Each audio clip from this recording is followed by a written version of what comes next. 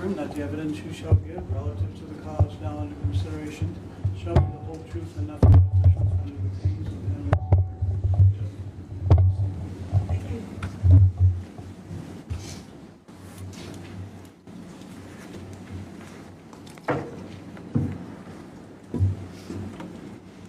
Morning. Good morning.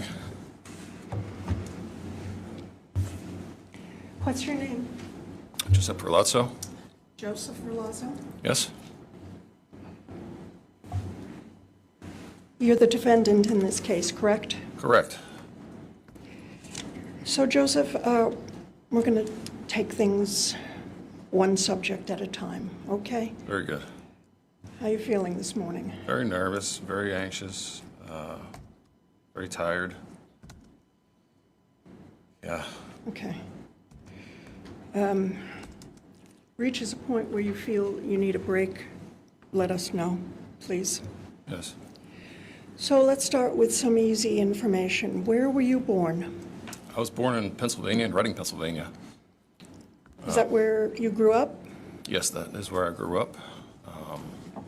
I was there until I think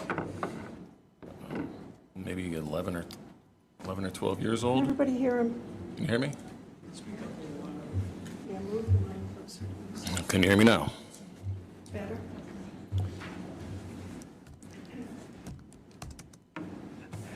When did you move to Vermont? I moved to Vermont in 2012. Were you working as a tattoo artist at that time? Yes, I was. When did you meet Emily? I met Emily in 2018. And to be clear, we're talking about Emily Ferlazzo, who was your wife, right? Yes. How did you meet her? Well, I had initially met her through her friend Lauren. I can't remember her last name. Lauren. Lauren. Yes. What were the circumstances? The circumstances were I was teaching Lauren. She was serving a piercing apprenticeship. She was apprenticing to be a body piercer.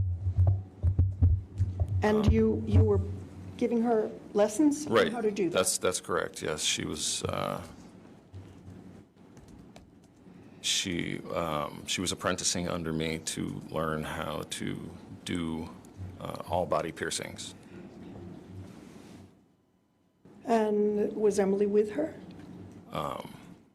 So when Lauren was preparing to start working with clients, she had a sort of a nervous disposition, and it made it so that she was very shaky. And she looked visually like just to see her, she looked like uncomfortable holding a needle. It was a very shaky hand, and I was like telling her how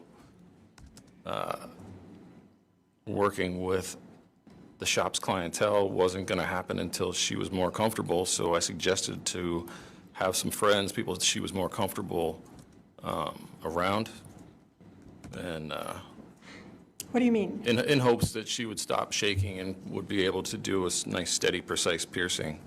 So let me make sure I understand what you just said. Yeah. Were you suggesting to her that she do a piercing on somebody she knew? Exactly, yes, a close friend or someone that she felt comfortable with. So Okay. And who was that person? it was Emily. And that's how you first met her? That's how I first met her, yes. And did you have any kind of extended conversation with Emily at that point? In the beginning of the piercing procedures, it was all business. Really just instructing Lauren where to mark, how to prep the skin, things to look for. My conversation with Emily didn't occur until after all of the piercings had been completed, and then the mood sort of changed a bit. It was a little more relaxed, and everyone could just sort of like chop it up, just chat with each other. And we had started talking, and she was awesome. So we talked for a while, and when she left, I made a comment to Lauren. I said that, I was like, that friend of yours is something special. I said I wouldn't mind making her my next ex-wife. Lauren laughed. You didn't start dating her at that point, did you? No. I think she was seeing somebody else, and I was seeing somebody else. But we definitely hit it off. Okay.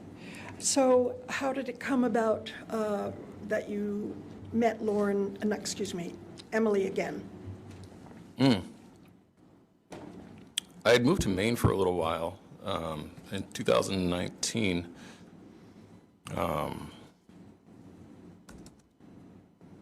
And when I moved back to Vermont in 2020, and I contacted Lauren. Why? Requesting, hang out and see what she was doing, see where she was at with things, how her piercing had progressed, and was curious. I had tattooed her before. I was curious if she wanted any more artwork, or if we would just like hang out, do a kickback, and spend time. Okay, you contacted Lauren, and Yes. did that result in you connecting with Emily? Well, Lauren was excited. She said, "Oh my God, I would love a new tattoo. I want one." As a matter of fact, I'm talking to my sister who wants one, and I'm talking to Emily who also wants one. So, like, we're all excited. So if you can tattoo us, like, yeah, please, like, come and tattoo us. So that's what happened. When was that? That was early summer, late spring. I'm not exactly sure the month, 2020. April, May, June time period. Okay, so that's when you reconnected with Emily, Yes, correct? yes. And what happened with Emily after that in connection with you? Well, I had done that piece of art for her, and I want to say it was maybe a week and a half, or not even 2 weeks later, that I don't know if I messaged her. She messaged me. I'm not sure on that, but what I do know is that she wanted to have more tattooing done. She's like, "Oh my God, like, I really love this tattoo, like, and now I want more." Which leads me to think that she contacted me. But yeah, so that's what happened approximately. Like I said, a week and a half, 2 weeks later, she's back getting more tattoos. I'm asking her how she's been in the last 2 weeks, how her tattoo healed. Her demeanor was different. She told me she had just broken up with her boyfriend. She dyed her hair a different color. She was extremely flirty, and I was receptive to that. I was like, "Wow, like, you really seem like pretty open today." Like, and I asked her if she wanted to go have a motorcycle ride and see a tour of some of Vermont. And did she? Yes, she did. Yes, we took a motorcycle ride that evening. Went through the canyon, went through some of the areas down in middle Vermont, and then I returned her. She was staying with Lauren had a boyfriend named Sam at the time, and she was staying at I think it was the place that Sam was renting. So I returned her to Sam's place. Where were you living? I was staying with friends. I was bouncing around. I had just come back from Maine, like I said, and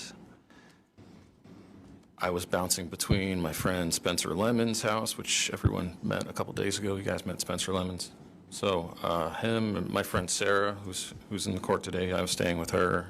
My friends were hospitable, and they let me couch for a bit until I got back on my feet. By which you mean establishing your practice as a tattoo artist so that you could support yourself. Is that what you That's mean? right, yes. Rent is expensive in Vermont for anyone here who rents. So I had to I had to get my finances secure so I could, regain my independence. So after that night, when did you see I keep saying Lauren, Emily next? Oh, the next day. How did that come about? Well, after I dropped her off and I returned, I believe I was staying with my friend Sarah at the time, and as I said, I returned to Sarah's, and I texted Emily to let her know that I had arrived safely. She asked me why I did not kiss her, and I said, "There's always tomorrow." And then we saw each other the next day, and I believe, so she had gone over to Lauren was living with her parents, so Emily was staying with Lauren's parents, and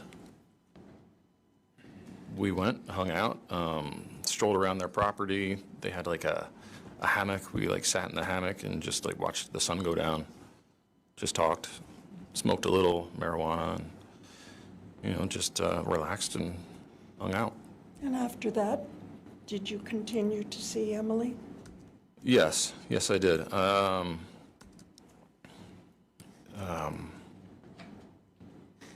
Almost every day, almost every single day for the rest of, the whole rest of the summer.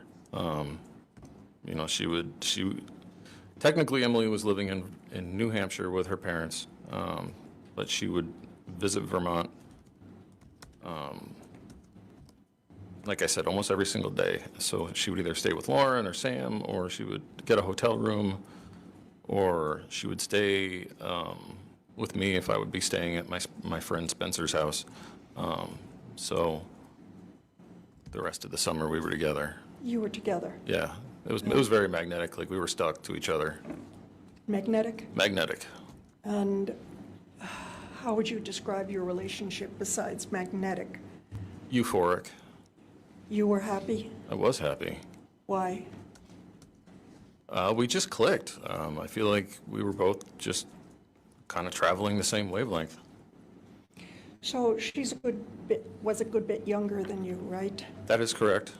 Did the age difference ever become an issue in your relationship?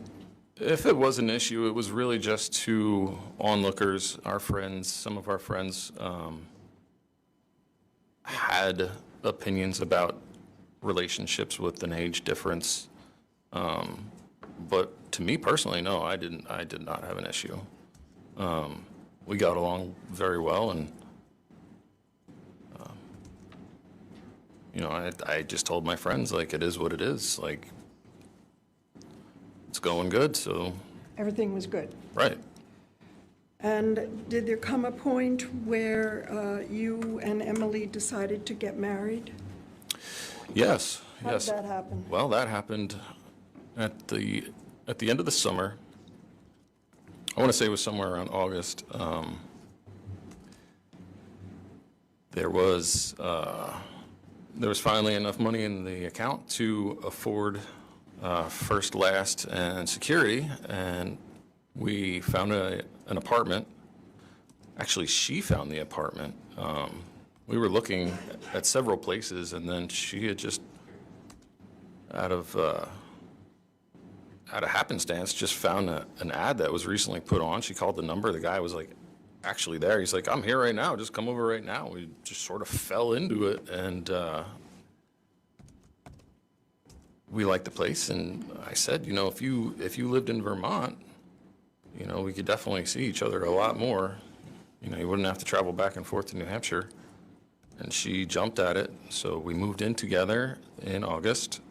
The place was in Essex. And then I want to say it was maybe a month into living there. It was like September.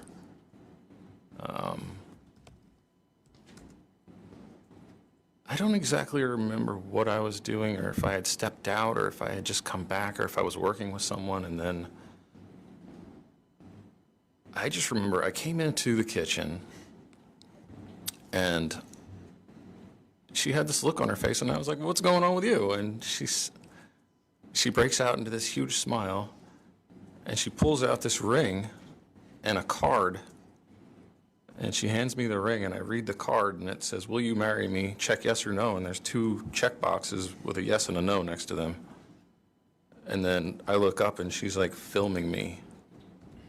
And I took the card, and I checked yes, and it was the cutest thing. Yeah, I said yes, and that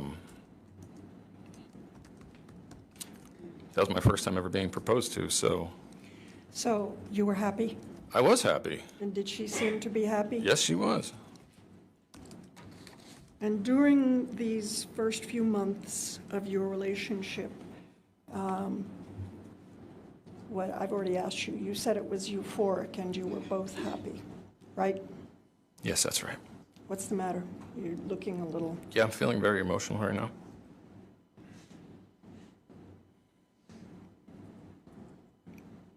What's bothering you? I miss her.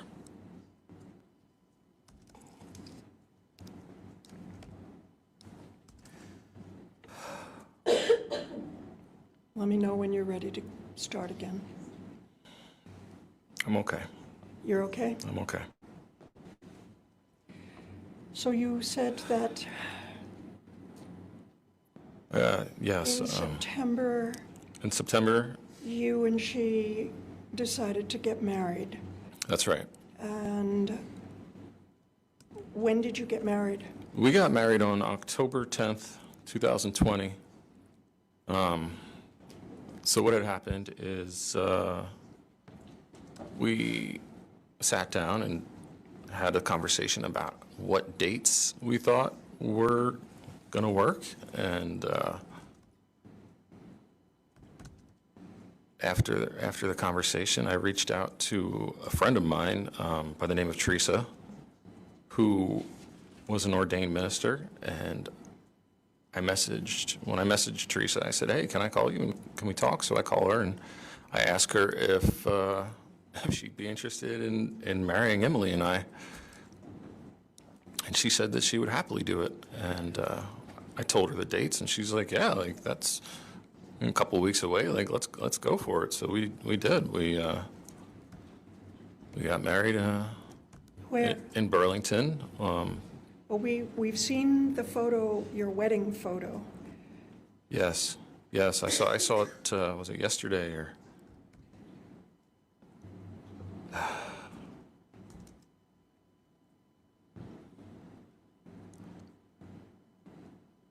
Since all this happened, I haven't been able to remember her. And that was like one of the first times that I saw that picture, and How did it make you feel? it hit hard. But yeah, Why did it hit you so hard? we were so happy, and you know, you had said something to me the other day about our lives have a trajectory, and standing on that dock. Your Honor, I'm going to object. This is a non-responsive answer. I'm going to allow it. Thank you. You can, standing on that... So yeah, standing on that dock and looking at where I am now, like, it just makes me very emotional. Well, what emotions does it arouse in you? Sadness and depression and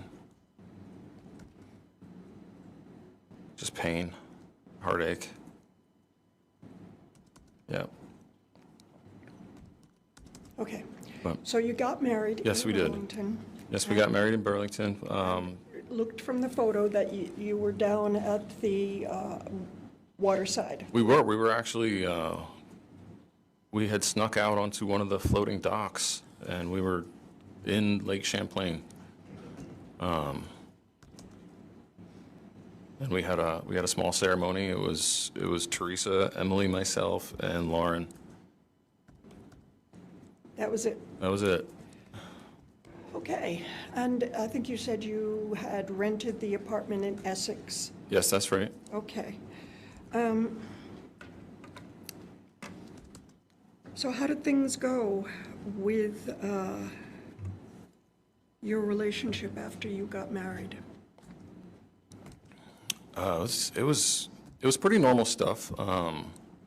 From the summertime, Stop you, because normal is different for each person. normal is different from person to person. What do you mean? It was So- normal stuff. Well, in the summertime, when we started seeing each other, both of us were working a lot less.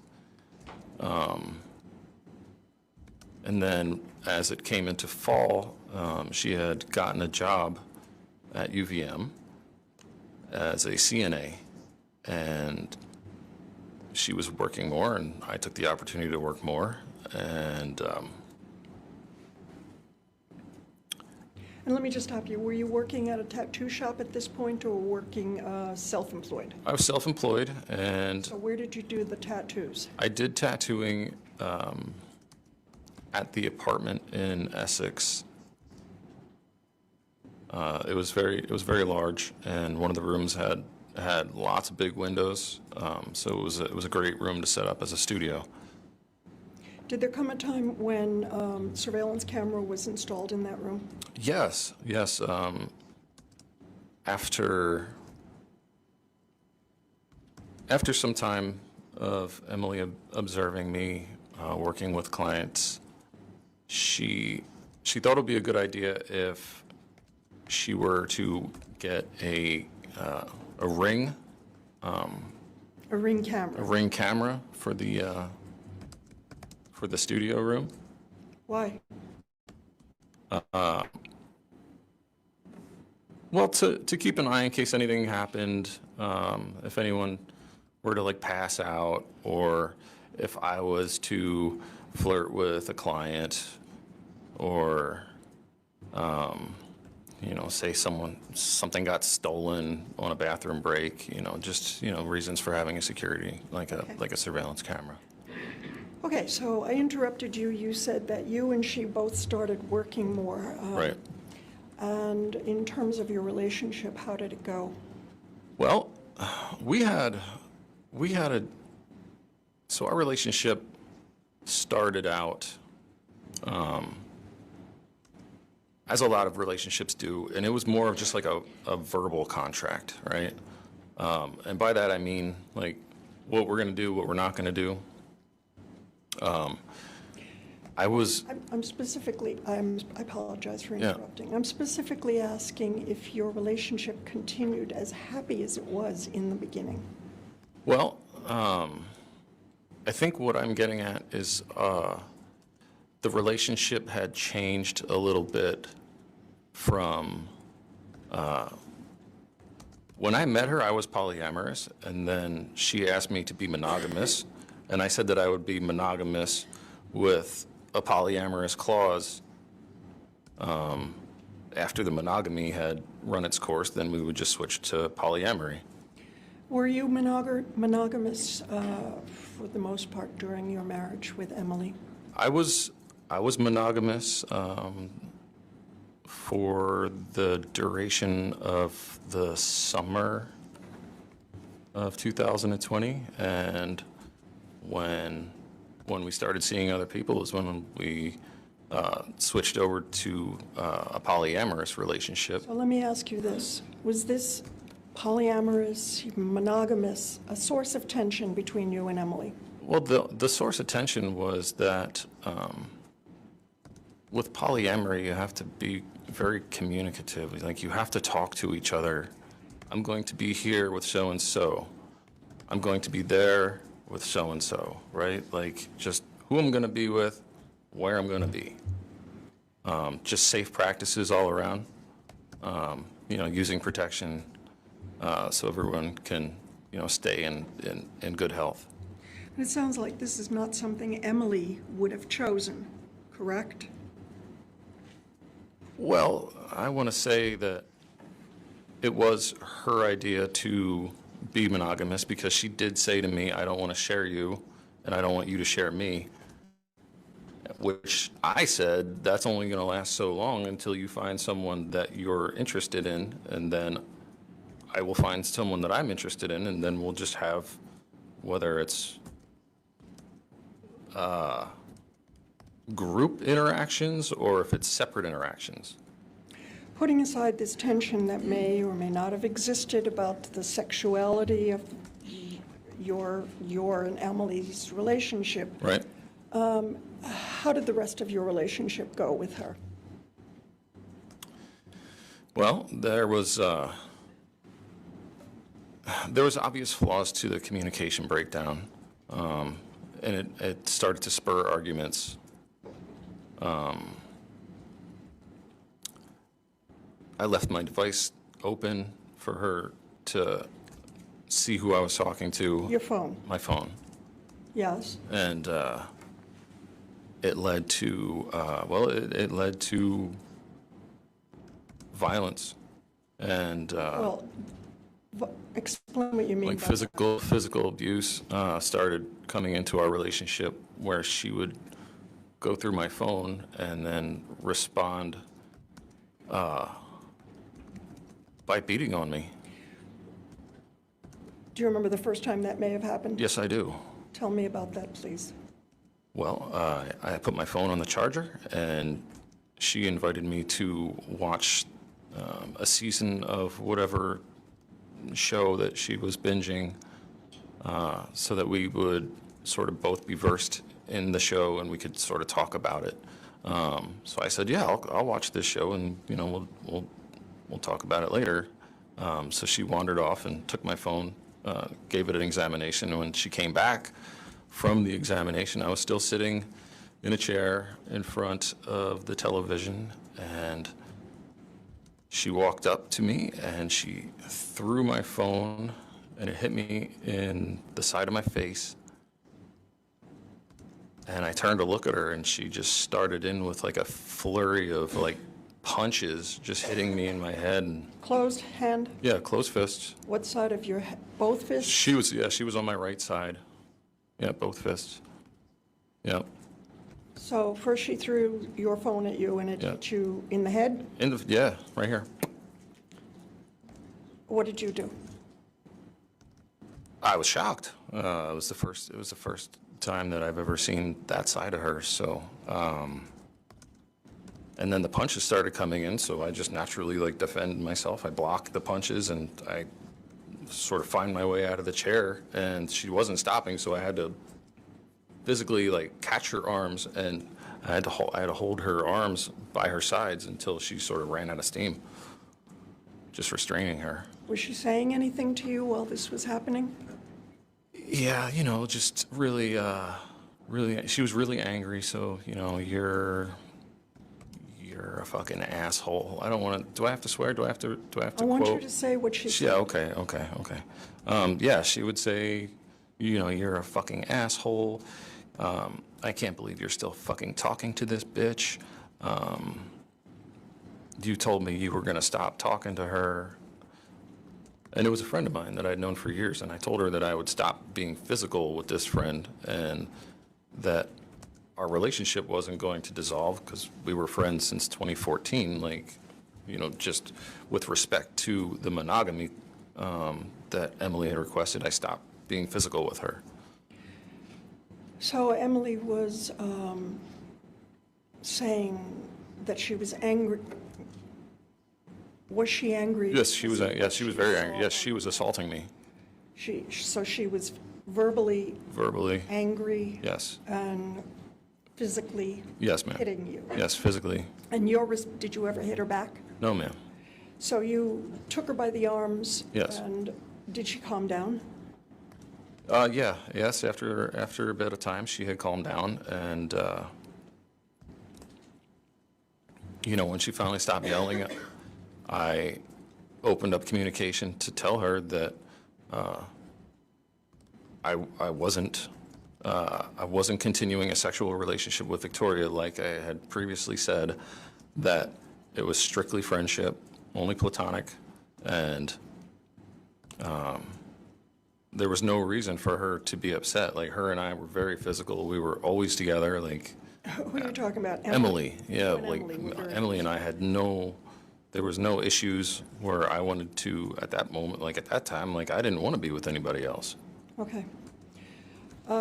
And did you ever talk to her at this time, at this instance, about the fact that she had thrown your phone at you and hit you? Did you ever talk about that? Oh, yeah, actually, yes. I said that, I did. I said that, it's not okay. Like, I don't hit you, so please don't hit me. Like, I grew up in a household where hitting happened, and I don't want to continue that. And her and I had talked about bringing children into our relationship, so I thought that domestic abuse definitely needed to be, like, cut out of the equation. What did she say? Well, she had apologized after some time for her harsh reaction, and we had gotten together and sort of made up,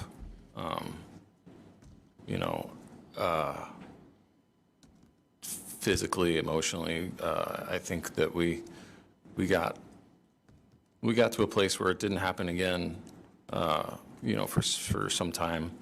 How long is some time? A week, a month? It was probably a good month, or maybe even a month and a half.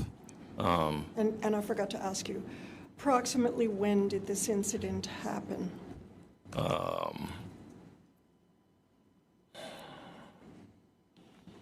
I want to say it was fall of 2020. Well, after you got married, right? No? Could have been September, October. Okay.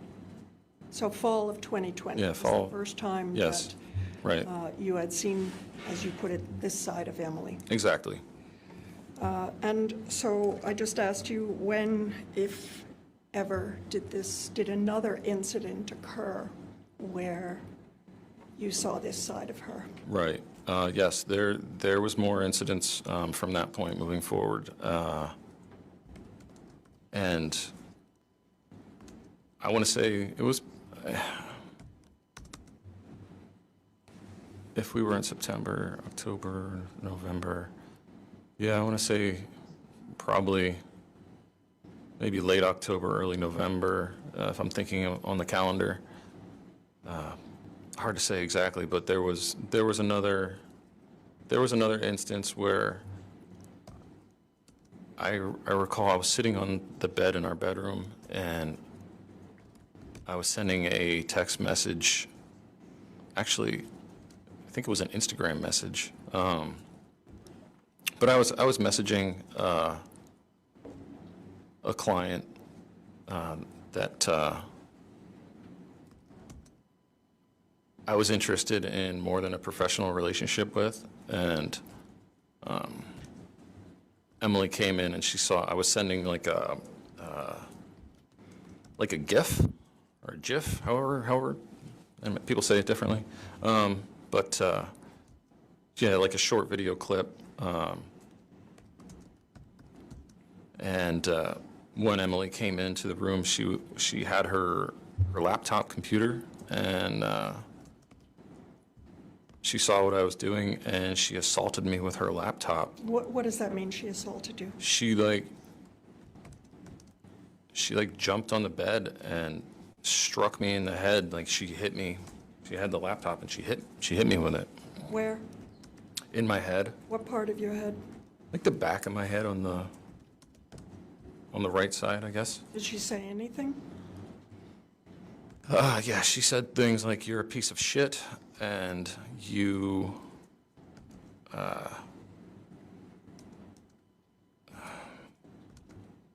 something about pathetic. Yeah,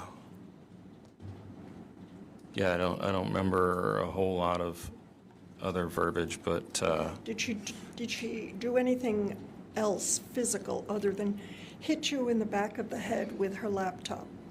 She tried to. I like scurried off the side of the bed, and What did she try to do? she like came running after me. Like she came like scurrying across the bed, and I just sort of like ran around the perimeter of the bed to stay away from her. You know, I was saying, you know, things like calm down, like let's just talk it out, like. When she hit you in the head with her laptop, did it hurt? Yes, it hurt. Was there any blood? No, there was no bleeding. Did it leave like a lump in your head? Yeah, there was like a lump, like a goose egg. Did you seek medical attention? No, I didn't seek any medical attention. Okay. And how did that incident end? Did she finally calm down for a Yes, second? she did. She calmed down, and she asked me, you know, why I was talking to this. Well, she used, you know, she said bitch, but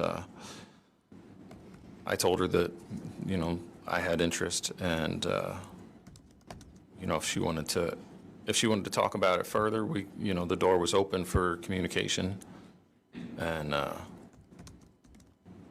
she actually didn't want to talk about it further.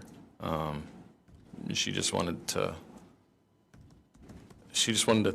get some food. She wanted to go to like McDonald's and get some food and watch some Netflix. So it just ended. Yeah. Did there come a time when another incident occurred where she became physical with you? Yes. How long after the incident you just talked about did the next one occur? That was probably, there was an incident probably the next month, and somewhere in December, I guess it would be at this point. But yeah, like the next month there was an incident where I was tattooing a woman, and Emily was listening and watching on the Ring camera. And when the client left,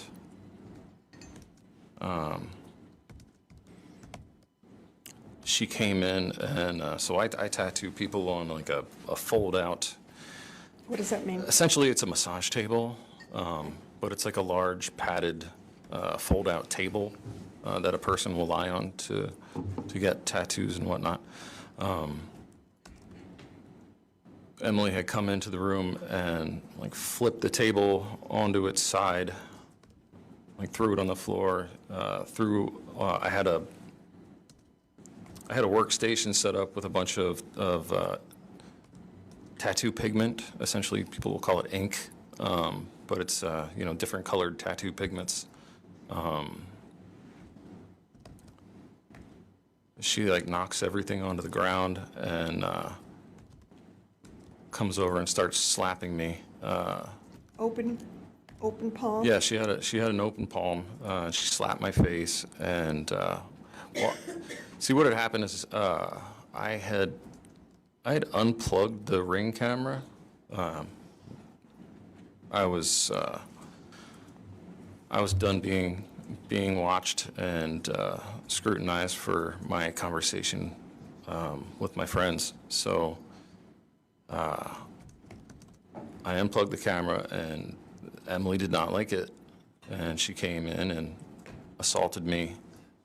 Well, you've described her hitting you with on your face, Yes, with an open palm. that's right. Did Yep. she hit you in any other way? I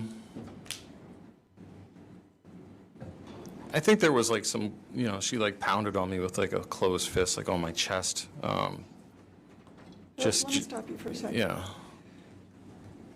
You are much bigger than Emily, aren't you? I'm 6 foot, probably about 200 pounds. And she was much smaller than you, wasn't She's 5'3", about 130 pounds. So I've asked you a couple of times if what she did to you hurt you.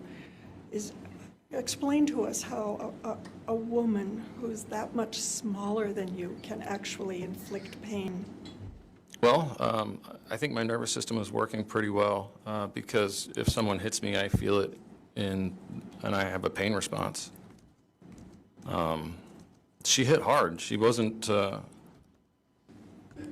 She wasn't a gentle person. I wouldn't describe her as gentle. Okay. So she came in and she said, "I can't believe that you're fucking this bitch," and threw everything in the tattoo room around. And she told me she was going to have my license revoked and ruin my business and tell all her friends to not get tattooed by me. And how did this incident end? I told her the same thing as I told her before, like, you got to stop hitting me. There's another way to work through this. And at this point, it had been multiple times, and that's when I suggested us getting a couples therapist. So. And you did? Yeah, we got a couples therapist. Her name was Dr. Webster, and I was trying to find a way to not stumble across the landmines, so to speak. There was. What does that mean, stumble across? Emily had triggers, and I didn't want to trigger her to make her respond with violence. So I thought working with a therapist would be a good way that I would be able to understand her more.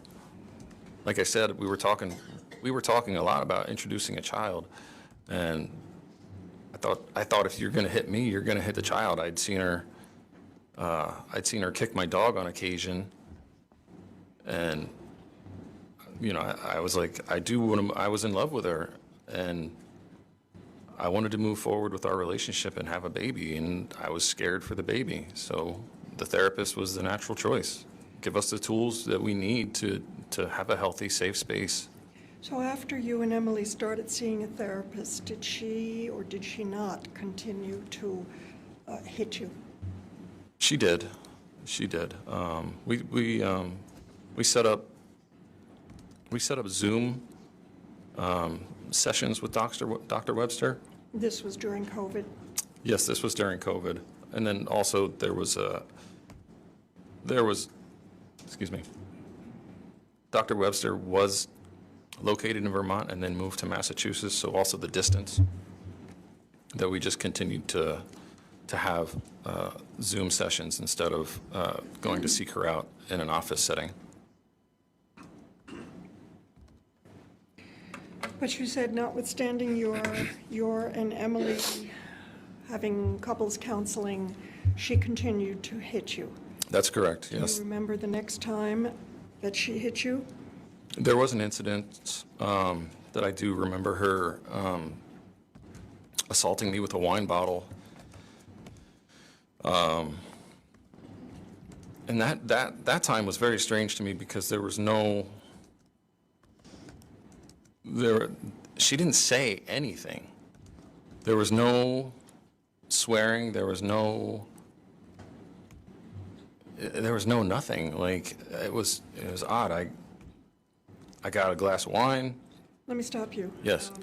Is this the New Year's Eve incident? I believe so. And this is what you remember hearing Emily's mother talk about? Yes, I heard Adrian talking about that the other day. Her from Yeah, locking herself in her room. I do remember her locking herself in our bedroom. So this incident you are now going to tell us about started with you getting a glass of wine. Yes, I got a glass of wine. I was in the living room. I was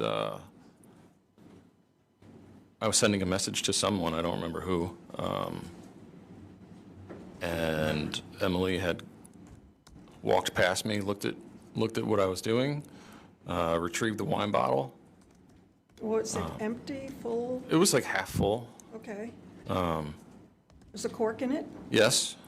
Yeah, she brought it back. I'm sitting on the couch. I believe I'm just scheduling, and she assaults me. She starts hitting me with the wine bottle in my head and arms, and Where on your head? in the back of my head. So I'm going to ask you obvious questions, but did that hurt? Yeah, it's a wine bottle to your head. It hurts.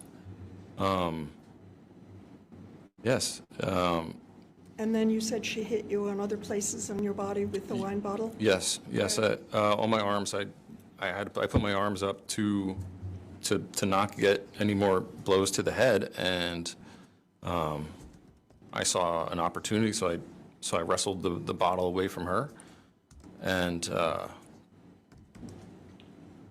I took it and I held it away from her, and I pushed her away, and I said, "Stop hitting me," and she ran into the bedroom and like slammed the door and locked it, and she didn't say anything. So I like go and I try to go in the bedroom to get an explanation, and she's just in there, and I'm yelling like, "Are you gonna explain yourself? Like, what just happened?" Did she answer you? No, I just heard her. I guess she was on the phone. Okay. How did that incident end? It just ended with her like coming out and being like, "I want a Coke. Will you take me to get a Coke?" And I'm like, "Oh, yeah. Are we going to talk about that at all?" Or she's like, just gives me sort of like a blank look with like a flat sort of smirk, and just goes and like grabs her coat. Were there ever any were there ever any instances where there was a mark left on your face or your body by something Emily may have done? Yeah, she's given me black eyes, scratches. What? Tell me about the black eye. I was trying to communicate with her about how I felt like she wasn't being. First of all, let me interrupt you. Yes. You have, approximately when did this happen? I remember one instance when I believe it was August of 2021. We had gone to an inn, and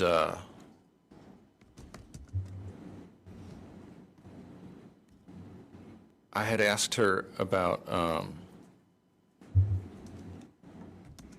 I thought, I need a second to recount.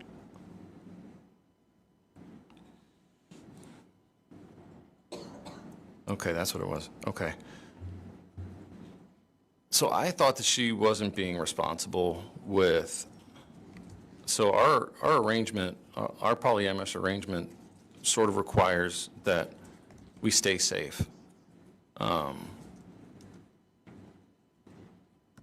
I understand that, sometimes in the heat of the moment, it's nice to have that spontaneity, but if you're hooking up with other people and you're getting STIs, then that means that I can't have sexual relations until you have antibiotics and they run their course, which is like a week or two. So I thought that she was being irresponsible with her arrangements. So when I had told her about it, she like walked up to me and started punching me in my face. And Closed fist? a closed fist, yeah. I think it was my right eye. Yeah, she blackened my right eye. She beat me about the head and neck. I remember like I wear earrings, and I remember my earrings just getting popped out. I was wearing a shirt and a necklace. Ripped my shirt right down the middle. Broke my necklace. My pendant went flying. Started kicking at me. It was just a barrage. Like the punches and kicks just kept coming and just didn't stop. And What did you she starts screaming at me like, you don't trust me. Like, I told you that it wasn't like that. Like, why don't you believe me? What did you do after she started hitting you and gave you a black eye? I had to grab her by the arms. And I remember this incident, she felt,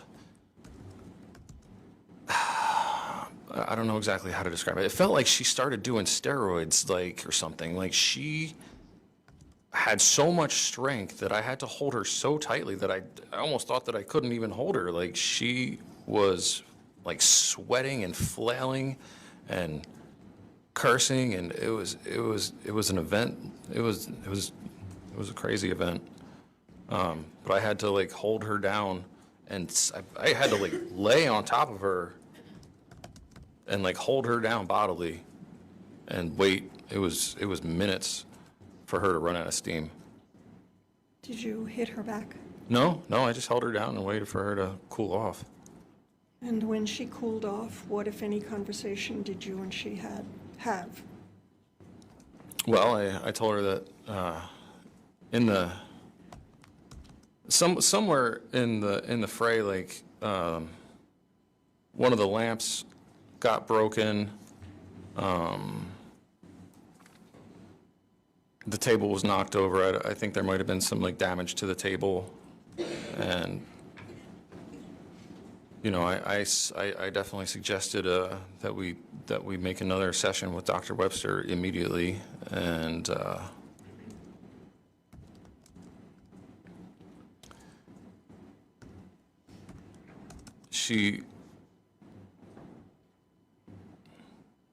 yeah, I want to say she just gave me a bit of silent treatment, and then when she finally did start talking to me, it was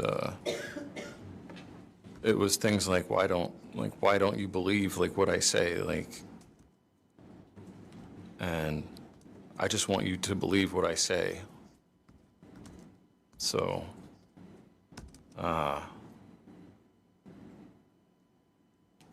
I told her that I was concerned for my own physical health, because she would tell me, you know, graphic details about how she felt after intercourse with said individual, and I told her, I said, I don't want to get whatever he has. Like, if I can help it, like, I don't want to do a course of antibiotics. I'm okay with just taking some time away and just take a break. Okay. In the interview that we've all seen, you told Detective Boris and Richardson that on average, she would hit you every 2 to 3 weeks. Do you remember saying that? I do. In December of 2020,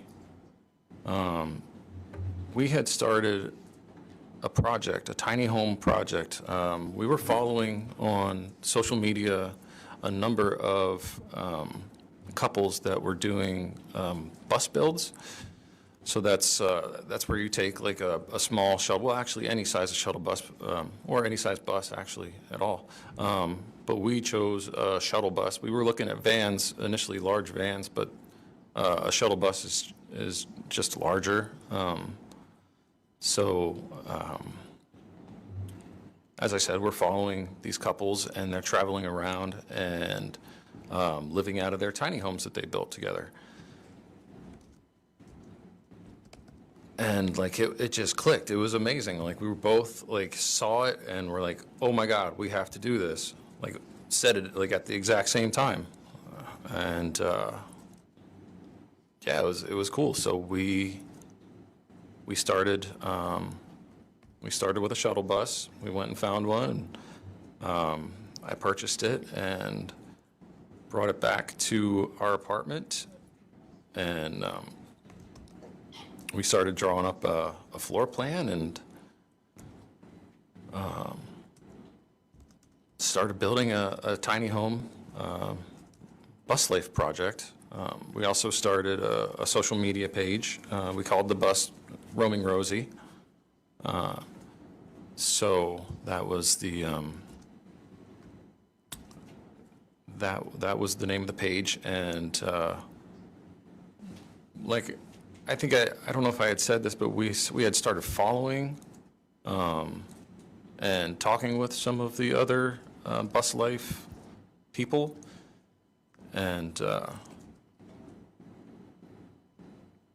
just trying to get as much information on it before we really set off into the exacts of how we wanted our bus to be laid out. And so when we start the build,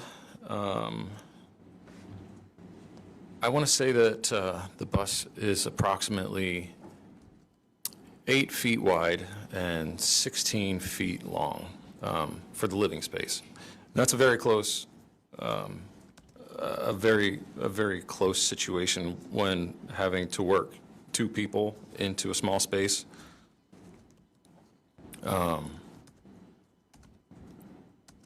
And there was a lot of times during the build where frustrations would be high, and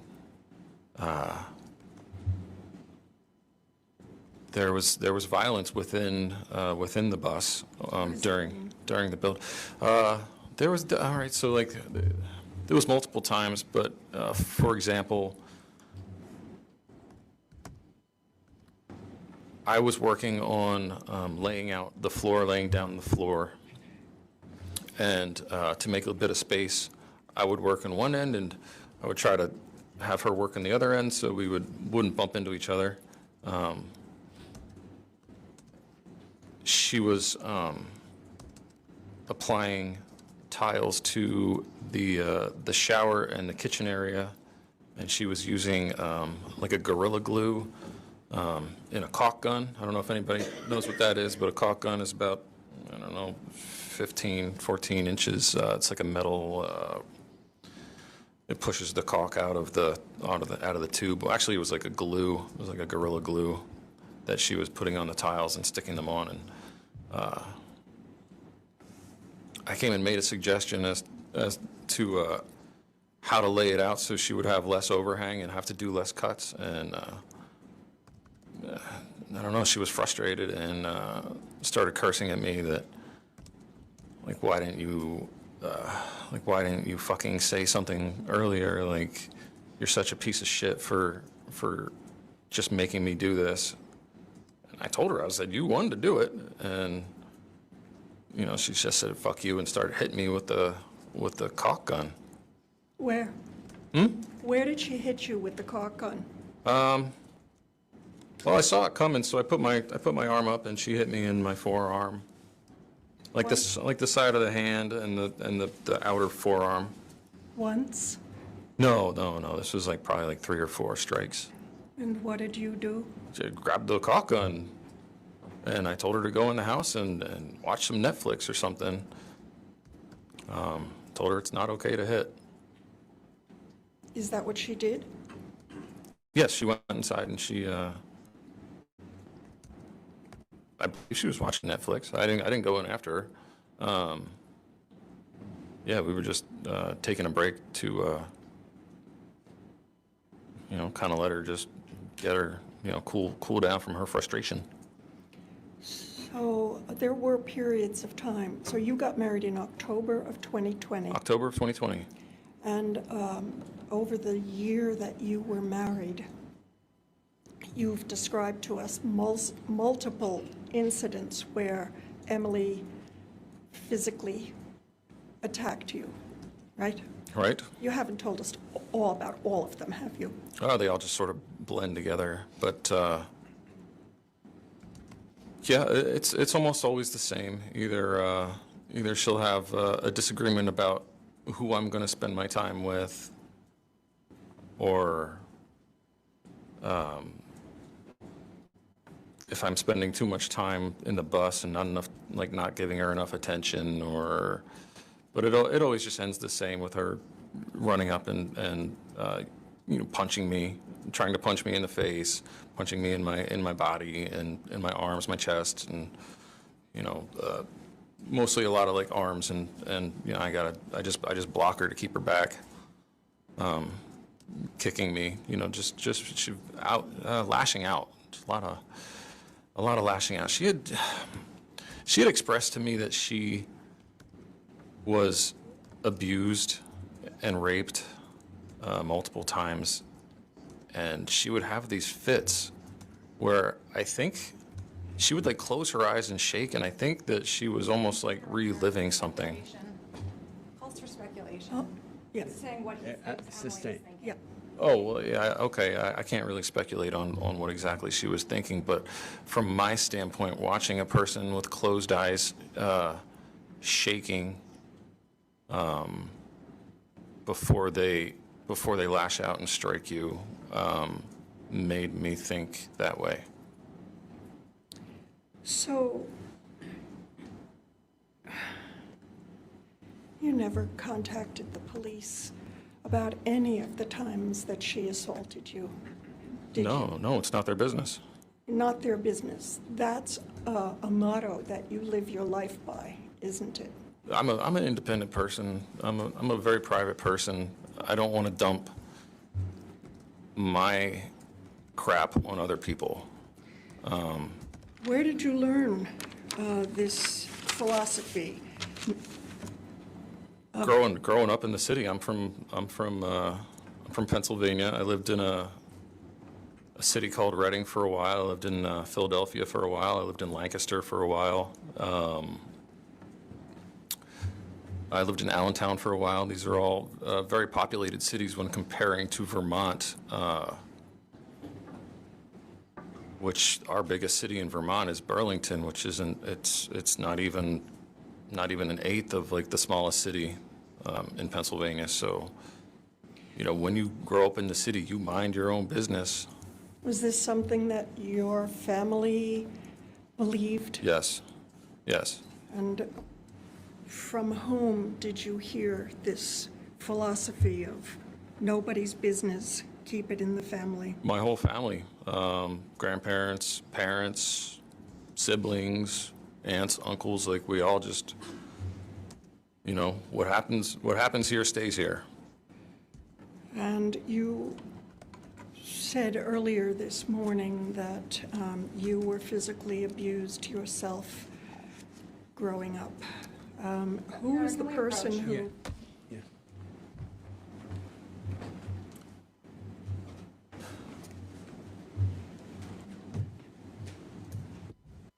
Was there a time when you were growing up that social services, child welfare was called? Yes, there was. Tell me about how that came about. When I was,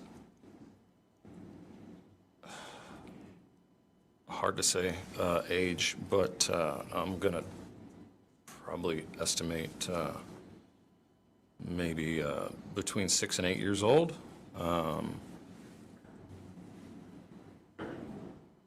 I was at school. It was a public school in Pennsylvania, and I had some bruising that one of the teachers had seen, and I got called into the office where I was questioned about my bruises, and the teacher or guidance counselor or whoever it was had said that Objection, Your Honor. Hearsay. Can't say what they told you. Oh. What you can tell us is what happened. there was bruises on me, and they said that they were going to. Objection, Your Honor. Hearsay. You can't say what other people said. Oh. You can only tell us what happened as a Okay. result of this. Okay, so my family was notified Okay. that Child Protective Services. Second, please.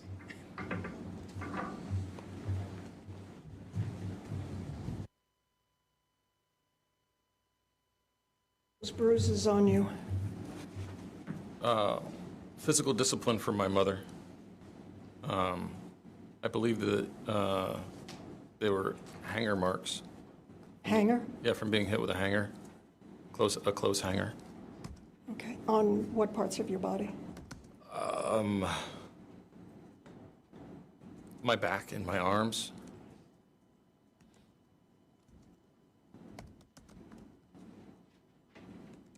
Okay. So you were hit as a child. Yes.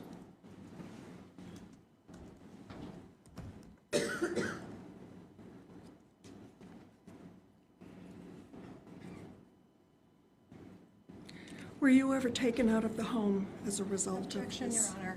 Sustained. I'll withdraw the question. It's sustained. No. You don't have to answer. Okay. Okay. I don't know what that means, Your so. Honor, can we approach? Yeah.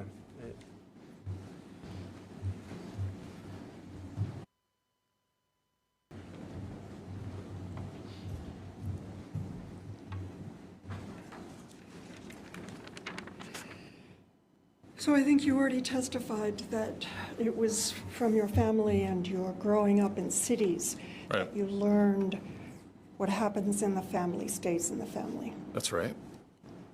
And that's why you never called the police or any other authorities Right. about what was happening to you from Emily's hitting you. That's right.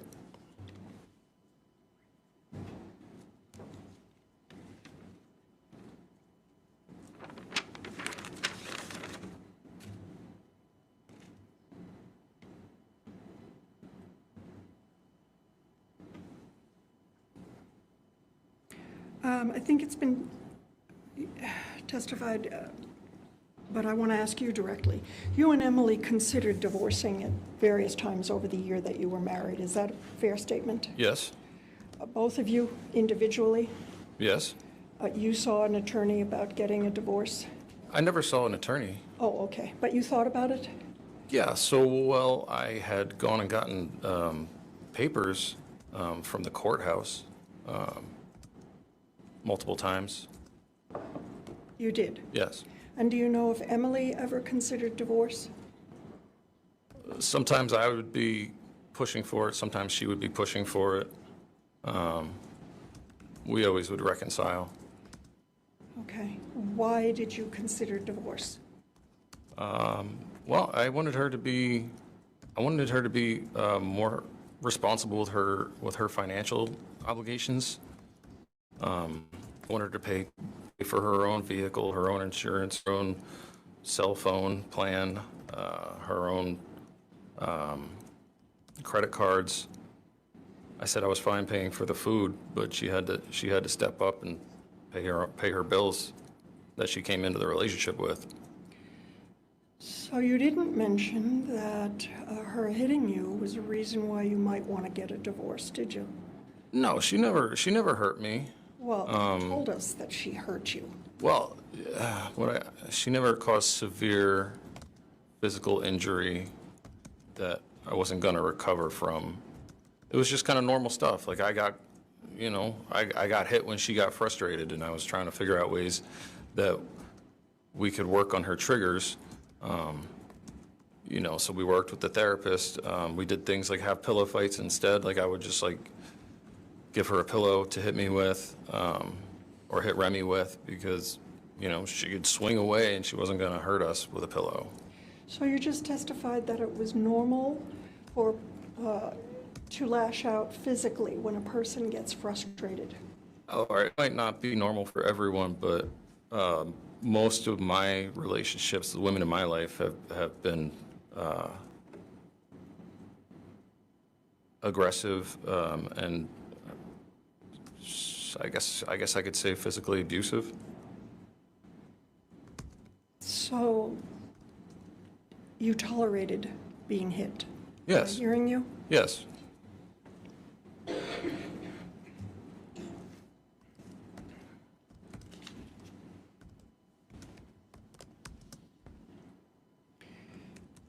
Okay. Judge, may we approach briefly? Just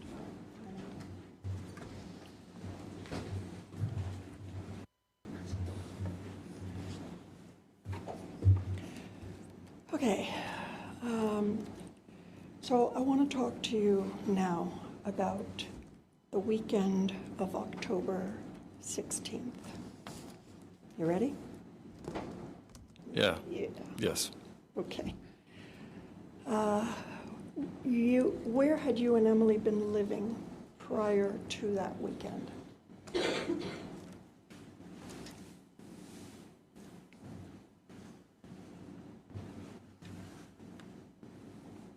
I'd been staying with my friend's the Langs. Well, I've been staying on my friends, the Langs, Sarah and Jason Lang's property.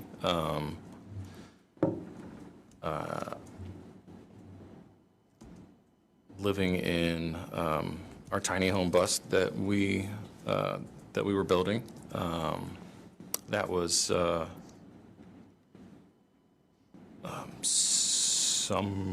summer going into fall of 2021. So let me, And then, go ahead, oh, I'm sorry. I'm sorry. I didn't mean to interrupt I you. didn't mean to, okay. So at some point, I want to say it was like end of the summer, beginning of fall, we had planned to do a trip in our tiny home. I'm going to call her Roaming Rosie.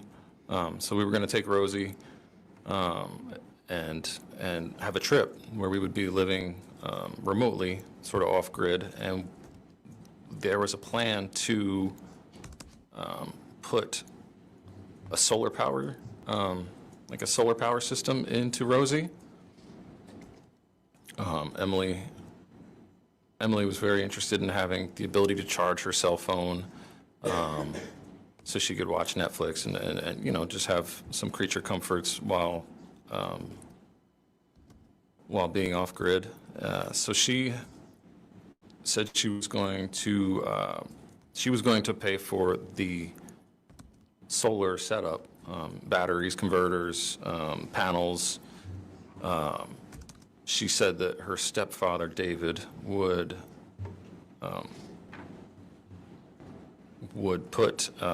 assist in installing the solar system. Physically help? put Yes, in. but he would, yeah, she said that he would, she said David will help put the solar system in the bus. So, she came to Vermont and she said, you know, today's the day, let's go to New Hampshire. And I was like, you haven't even gotten the stuff. Like, you don't have the, I don't think she had the funds at all to buy the solar equipment.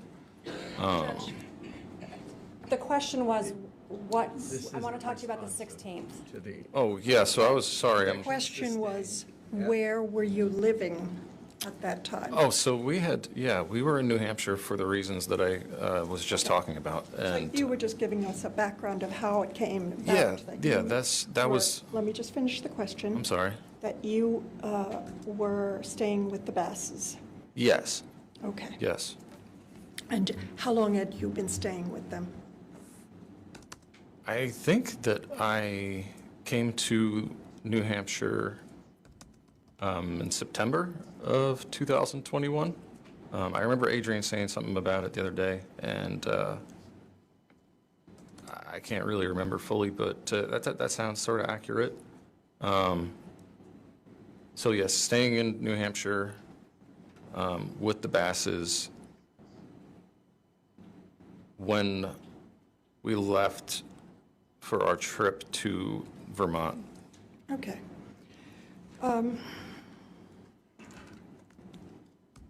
What was the purpose of the visit to Vermont? A family reunion was the purpose of our visit. My sister, she had come to Vermont for a weekend getaway with her boyfriend, Ariel, and this was going to be an opportunity for Emily to meet some of my family. So just to remind everyone, because we heard Nikki's testimony, she's about 8 years younger than you. That is correct. And so I think you told us you left the house when you were about 16. Is that about right? That is correct. So she would have been 8 years old. That is correct. And had you been close to Emily in the years after you left your home? Nikki? Sorry, I You mean don't Nikki? understand the question. Was I close to Nikki? I'm sorry. objection, well, it's not sustained, but I don't think you meant to say what she said. Why don't you rephrase that? Oh, okay. I think you said Emily. Had you been close to Nikki in the years after you left home? I try to keep in contact with my sister. I've always been a huge fan of her. I do feel like I feel like an older brother to her. So also she's just amazing, and I did try to keep in contact with her. When was the last time you saw her prior to this intended visit? Physically saw her Yes. in person. That would be 2018, So 3 years. somewhere around 2018, I believe. Yes, 3 years. Were you looking forward to, Absolutely, yeah. Like I said, I'm her biggest fan. So I was very much looking forward to seeing her. Emily as well was looking forward to seeing her. She was looking forward to meeting my family, and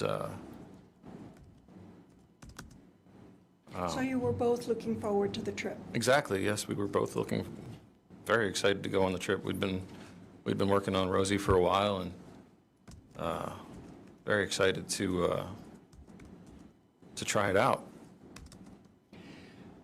So, what was Emily's mood the day that you were leaving? The day that we left to come on our trip,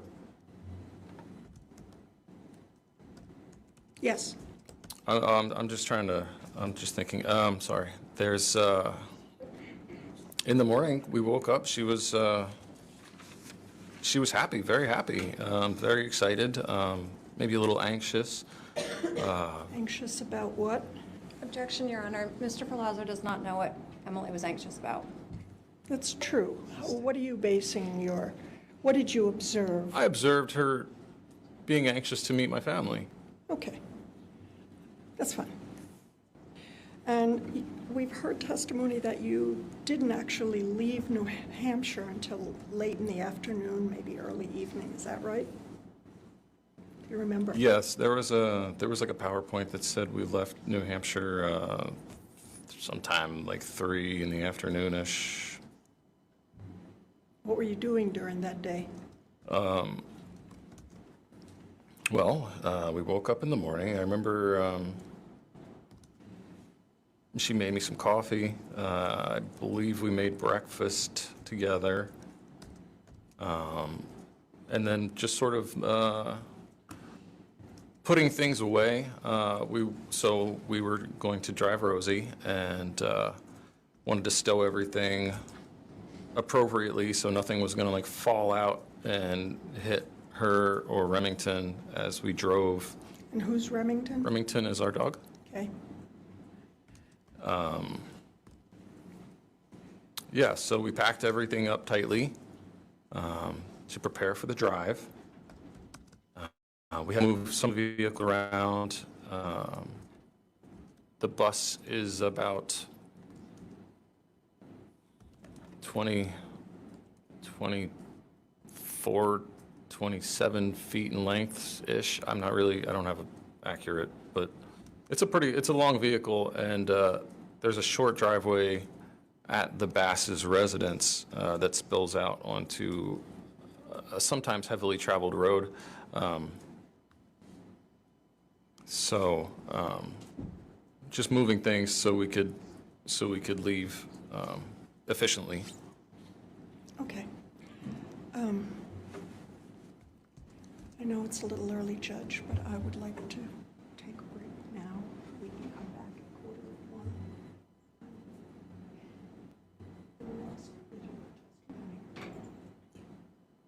Would the parties approach so that actually you're hearing what Ms. Chance is saying?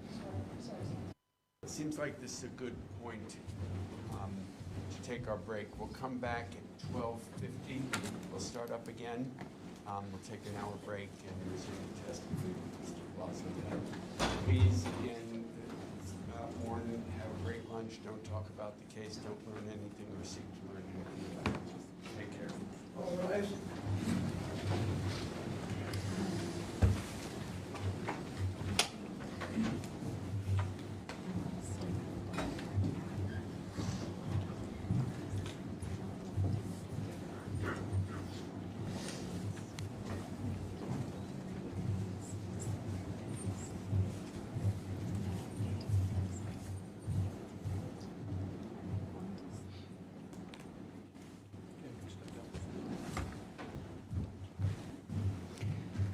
So you started telling us a little bit about the specifics of what Emily may have said, but without going into specifics. We saw in the interview that she was saying hurtful things to you. Is that a fair statement? I saw that in the interview, yes. And is that your recollection of what you were hearing? From watching the video, No, I don't want to know what you saw in the video. I want to know what you remember. from what I remember of our conversation, Yes. well, I started telling you about our conversation, but then there was an issue with it, so I don't know what to do. Just answer questions and we'll take up whatever issues there are. Okay.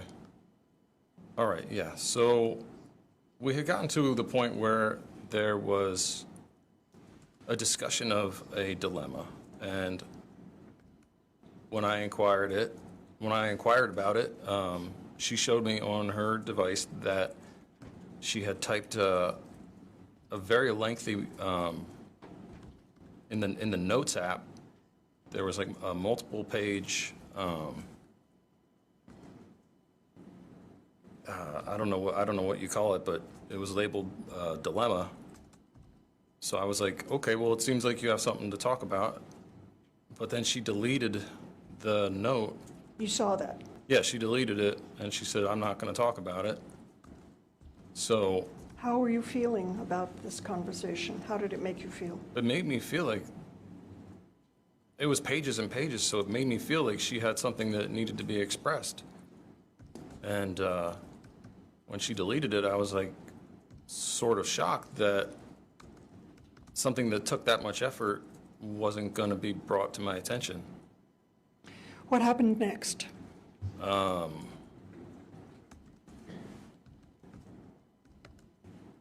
At some point, I texted my sister. We were supposed to meet up.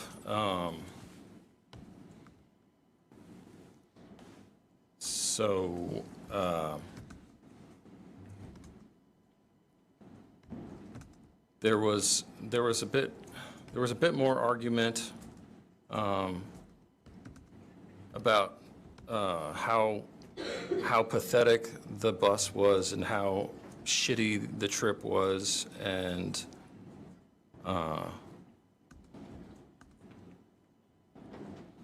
Let me ask you this.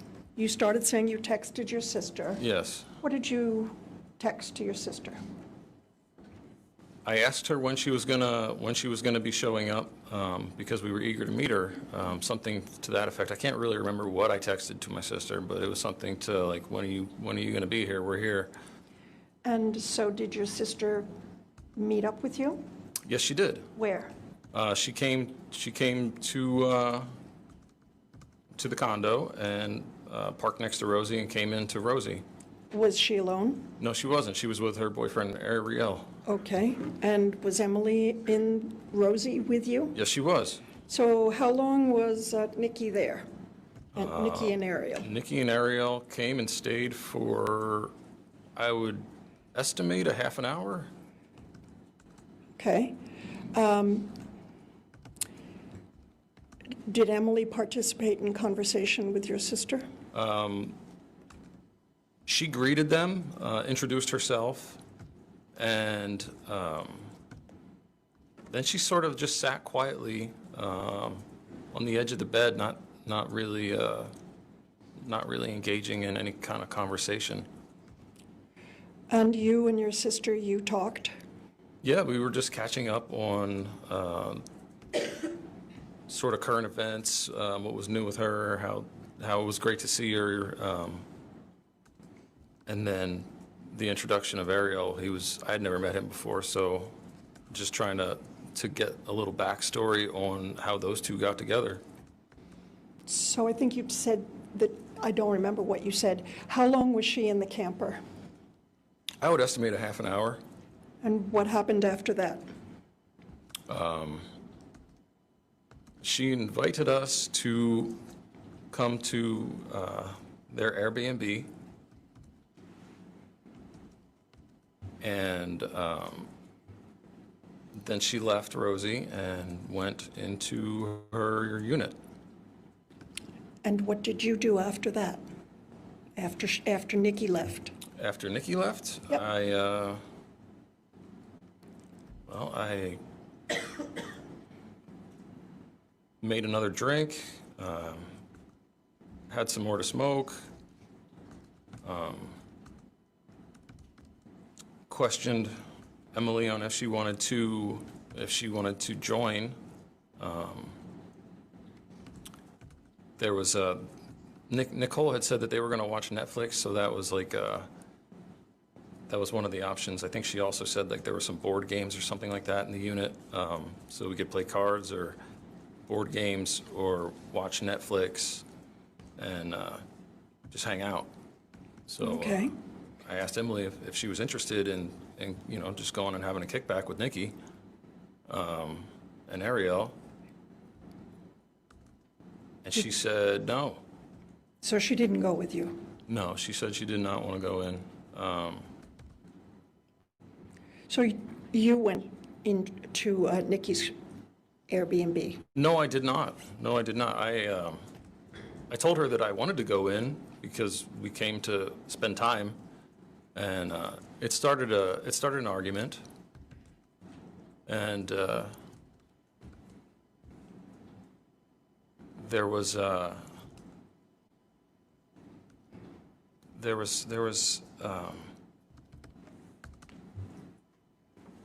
time where we were talking about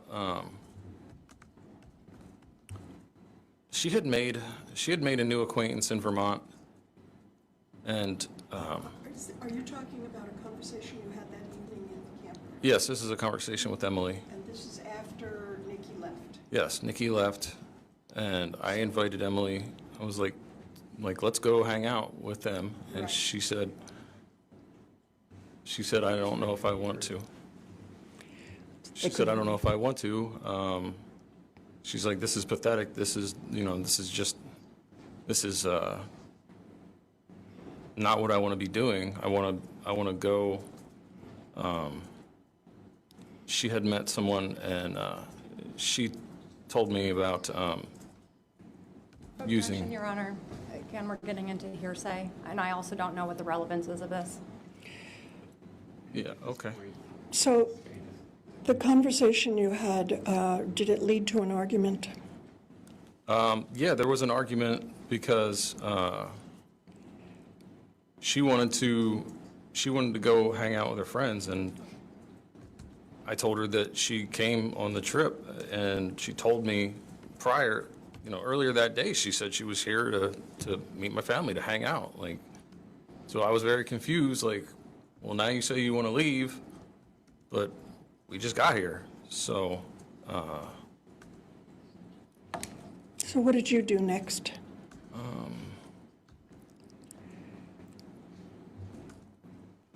well, I told her I was going to go, and then there was, she started saying some very hurtful things and some very threatening things if I was to go and leave her to her solitary. So yeah, that was the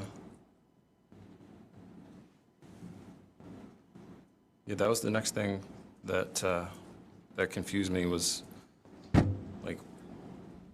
why are we getting threats all of a sudden?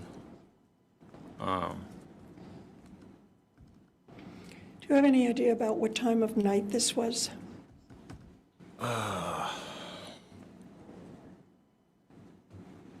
This could have been somewhere, I'm going to estimate around 9 p.m. So what did you do after that? Well, I told her if you want to go, then go. I don't want you to be unhappy. If you don't want to be here, then don't be here. But up until now, you said you wanted to. So,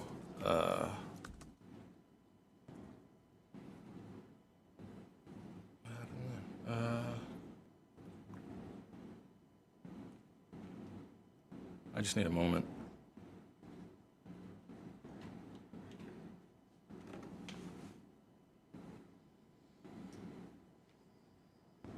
Well, what happened is I ended up staying in the bus with her. What was she doing?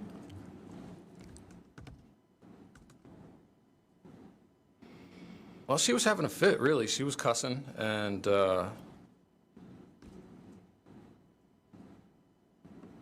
saying how shitty it was and how shitty I was for not giving her money to go have an Uber and like leave the vacation. And what were you doing? I was on vacation, so I made another drink and I had some more to smoke. And just to clarify, you were drinking vodka and Red Bull? yes, ma'am. Okay. I remember dancing. I think I put some music on and I was just dancing with Remington.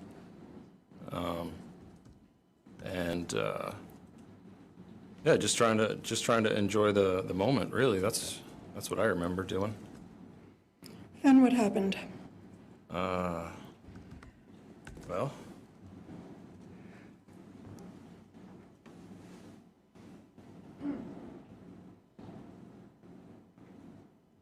I just need a second.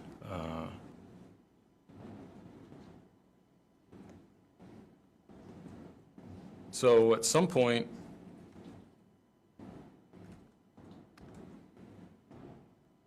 I remember she had grabbed her device, her phone, and I think she was just like scrolling. Scrolling? Yeah, I think she was just like scrolling around. I'm not sure what exactly sites or what apps she was using. So, but yeah, I was just doing what I came there to do. I was just enjoying the scenery, like watch the sun go down. Spent some time with Remington. I kept asking her, like, if you want to talk at all, like, please talk to me. Like, there was pages and pages that you wrote, so it sounds like we should talk. But she didn't.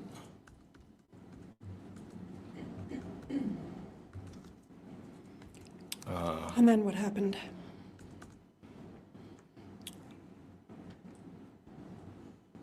Well,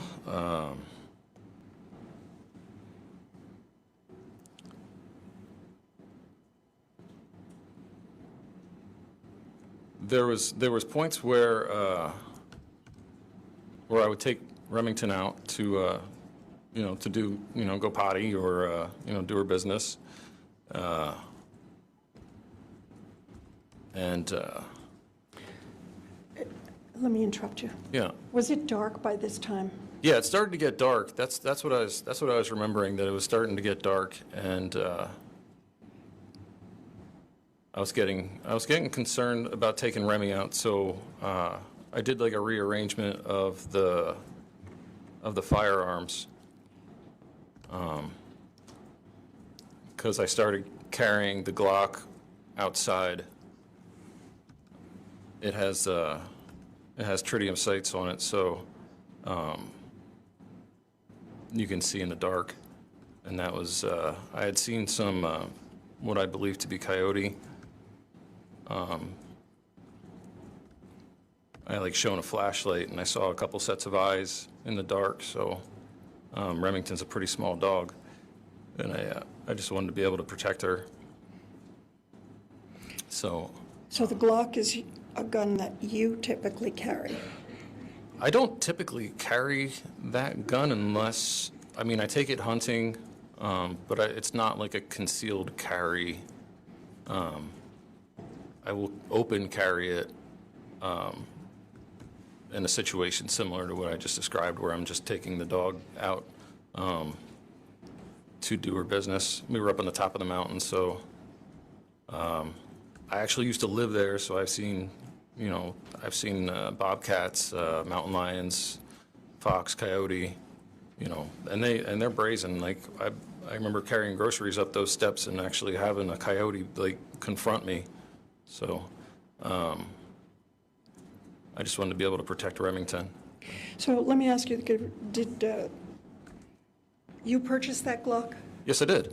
Did it have a silencer when you purchased it? When I purchased it, it had a threaded barrel to equip a silencer. I ordered the silencer the day that I purchased it, and it came in weeks later. Okay. And there were other firearms that were found in the camper. Were they Yes. all registered to you? Yes, I think there were 6 firearms. Yes, there were 6 firearms in Rosie. And prior to knowing you, do you know whether or not Emily had any experience with firearms? She might have had some experience, but when her and I started going target shooting, it seemed like she was still fairly novice. And it was mentioned in testimony earlier that a Taurus was found in the camper. Yeah, there's a Taurus 9mm pistol. Was that Emily's gun? Well, that was the gun that she liked to use the most because it has a small grip. Okay. So I interrupted you. You said you took Remy out and saw what you thought might have been coyotes, and you came back into the camper. Yep. What did you do or say then? Well, I came back in and I put the Glock in the sock bin. And Where's the sock bin in relation to the bed? the sock bin is like in the, we'll call it a closet. But it's So just is like that at the foot of the bed? it's at the foot of the bed. It's like an opening where there's like a rod for hanging some clothing, and there's bins for like socks and underwear. So I set it in there. Did you put the silencer on it at that time? It had the silencer on it Already. from, I mean, I guess the last time that I cleaned it, which was months prior. I don't remember the last time the silencer was off of it.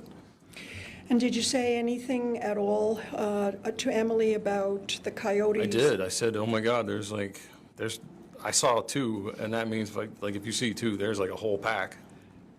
So I was like, "Yeah, like they're probably looking at Remington like she's a small dog." So I was like, "I bet they're like thinking she's like a snack." I was like, "Not today." Did you say anything to her about you arming herself with the Taurus? Oh, yeah. At one point when I went out, I took Remy out for a little stroll, and I said, "You got the Taurus. I'm taking the Glock." So she had access to that. She also had access to the shotgun, which was still out at the time, but she didn't favor its large. She favored the smaller pistol. Okay, so going back chronologically, you come back in after seeing the coyotes. Yeah. You talk about her taking the Taurus. You get the Glock and put it. Where do you put it? I put it in the sock bin. It was at the base of the bed, and like the opening of what would be like a closet space. What did you do then?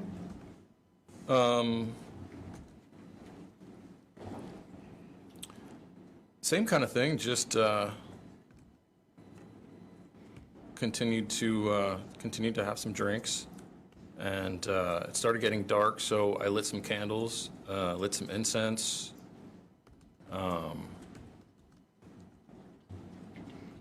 Yeah, just kind of, I did what I like to call like aisle yoga. So there's like a not a very wide aisle that runs down the middle of the bus. So I was just doing some like it's like half yoga, half dancing. I had some music on. I was just stretching and enjoying myself. And what was Emily doing? She was scrolling away on her phone, on her device. Was she on the bed? Yes. Yep. Was she talking to you at all? She was sitting on the bed. No, not much. Not much. You know, didn't really show a whole lot of interest in what was going on outside. You know, just sort of like looked up from her device, like when I talked to her, and then just sort of. Okay. So she's sitting on the bed scrolling. Oh. You're doing your yoga, dancing, and drinking. Yes. And you had lit some candles and incense. What happened next? Well, there was.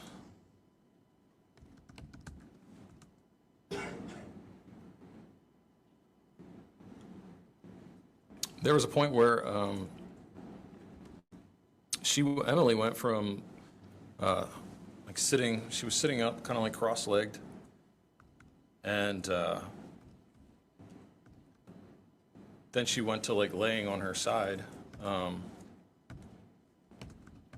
still just like scrolling away, just looking at her device, and then at one point. She lashed out and started cursing at me about the candles being lit.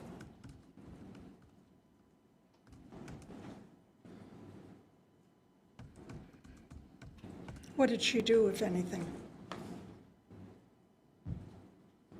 Well, she was, you know, she was cursing. You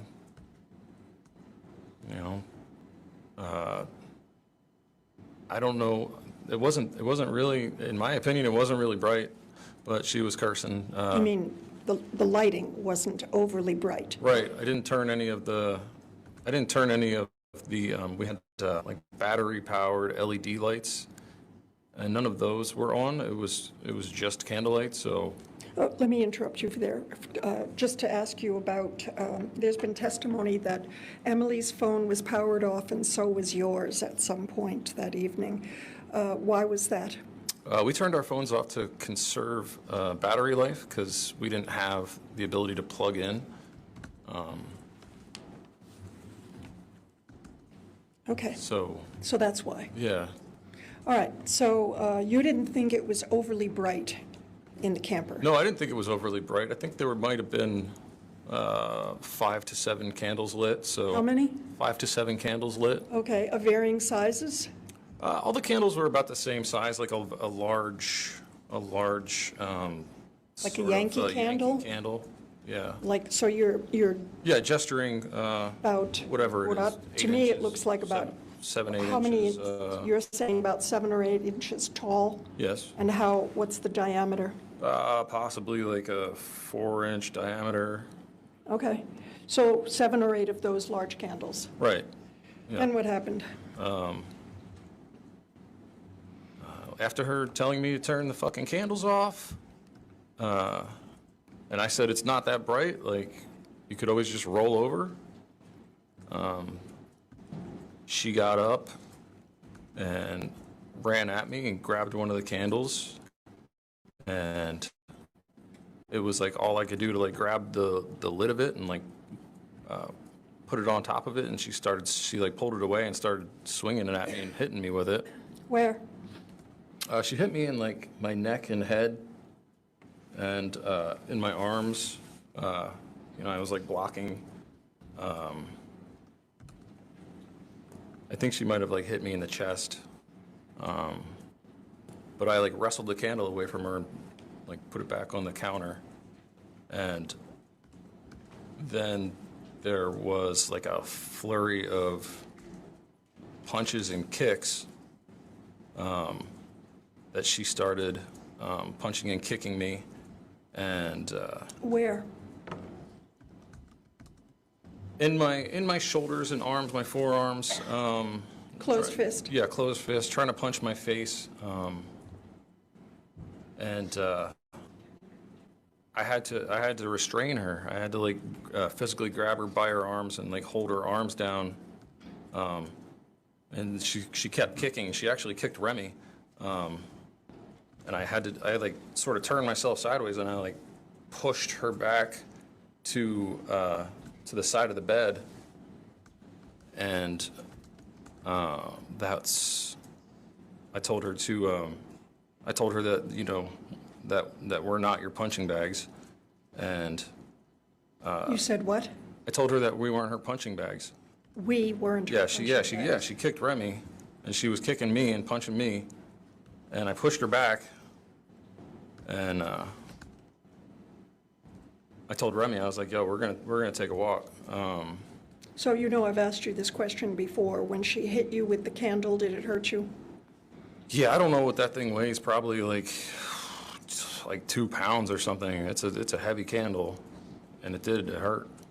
And after you took the candle from her, you just told us that she continued to hit you and Yes. kick you. And did Yes. that hurt? Yes, yes, she hits hard. And then you restrained her arms and pushed her to the side of the bed. I did. I held her arms down, and I turned my hip sideways. She had kicked me in the groin, so I was not trying to have that happen again. So I turned sideways and sort of just sidestep and pushed her back. And I said, all right, you know, we're not your punching bags here. I'm no more hitting. And I said, you're going to stay on your side. I'm going to stay on my side. And then I I looked at Remy and I was like, you know what, let's just go outside. And so I grabbed a couple things. I grabbed the Glock, I grabbed Remy's leash, and leashed Remy up, and we went outside. And when you went outside, what was Emily doing? I don't know. I told her. Let me rephrase that question. You said you pushed her to the side of the bed and told her what you've already Yeah. described to I us. said, you stay on your side, and I'll What stay. did she do anything after that? I don't know. I went outside. Did she stay on the bed? When you left, was she on the bed? She was leaning against the bed when I left, and I grabbed my stuff, and took off outside. And on the way out, I said, you know what, just wherever you want, just be wherever you want. I'm stepping out. Yeah, Remington and I stepped outside, and you know, when I say she, I'm talking about Remington, went and, you know, did her business. So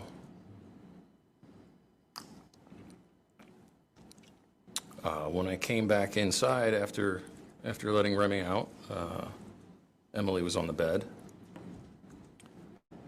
and What did you do? Well, I believe you told us earlier it had been raining. yes, it was actually, yes. It was raining outside, so when I came back in, Remington and I were wet, so I grabbed a towel and dried Remy off and dried myself off. And I came back in. And Where was Emily? she was on the bed. I think she was scrolling on her phone. And So what did you do? I made a drink. I came in, I put my stuff down. I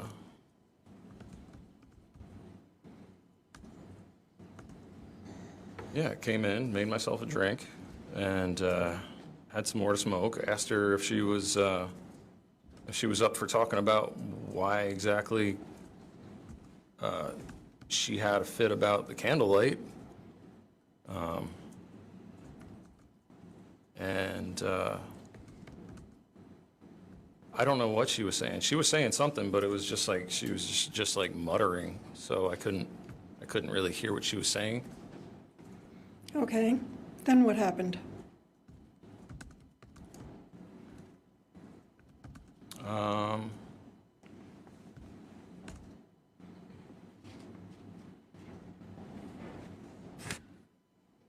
Well, at some point there was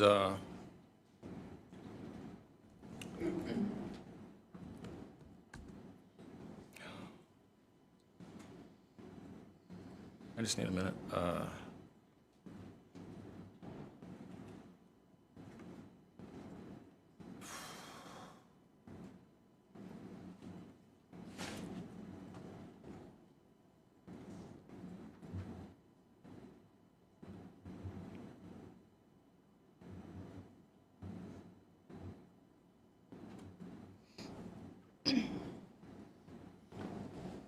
Yeah, there was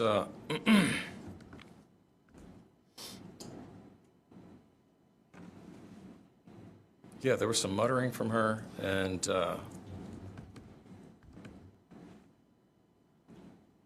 then I don't.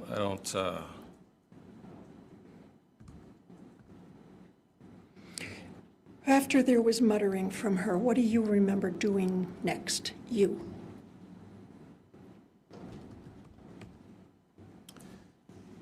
Well, some time had passed. I think there was like another drink involved.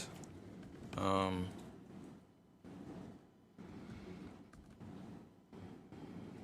then at some point, I had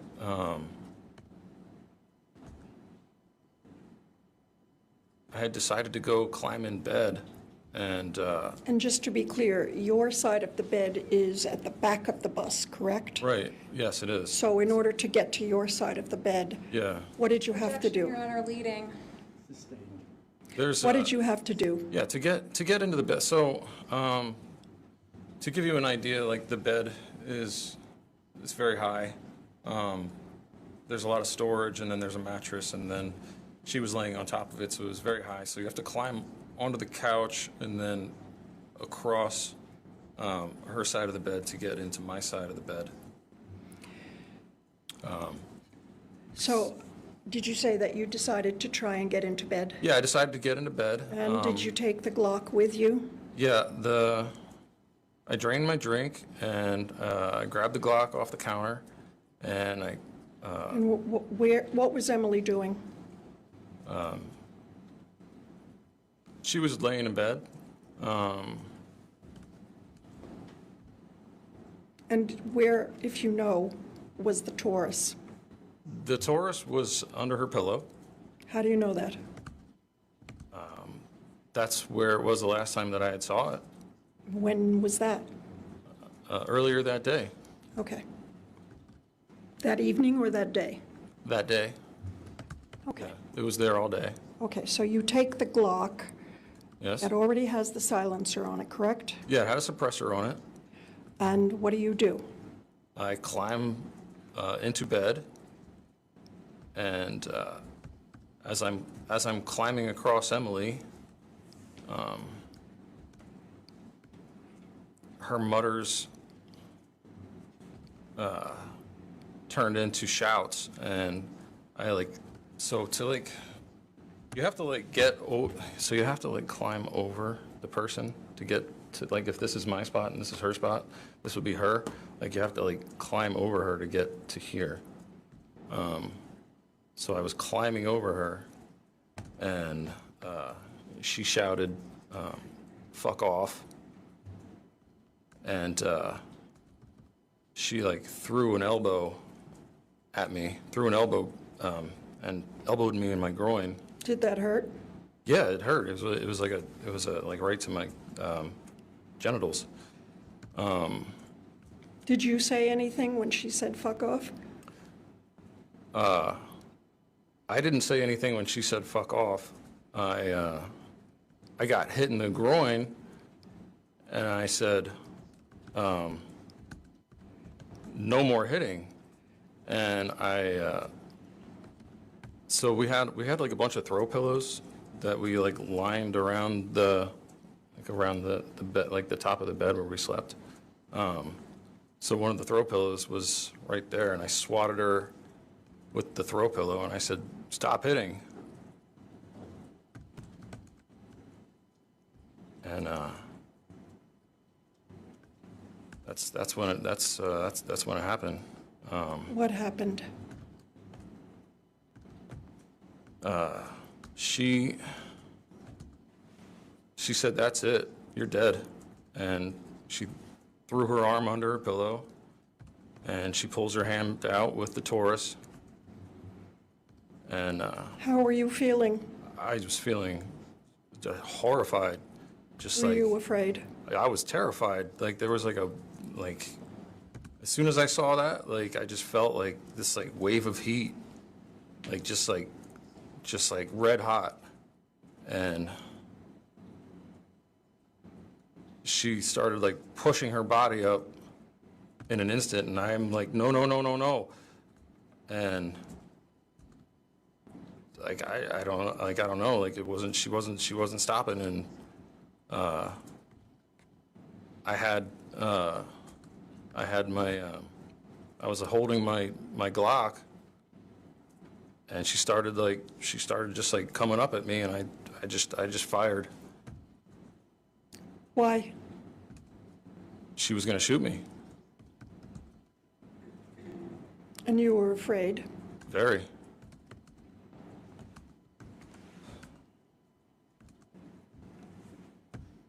You fired twice. That's Do you right. remember firing twice? All I remember is feeling three things. It was I felt it was boom, boom, boom, and it was 2 shots, and then her body dropping. That's what you remember? That's what I felt. Yeah. That's what you saw? Yes. But I asked you what you felt. Yeah. Oh yeah. Yeah. Yeah. I felt it's just horrified, and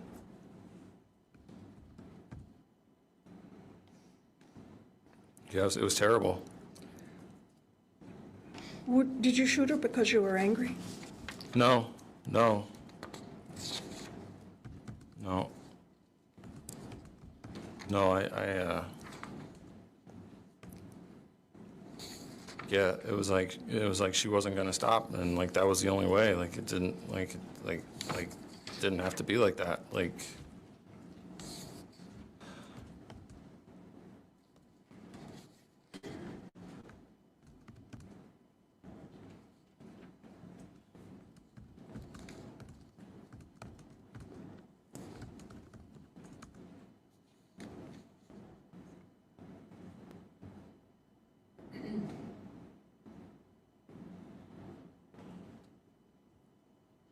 there a question? I'm giving my witness time to recover. He's having some difficulty.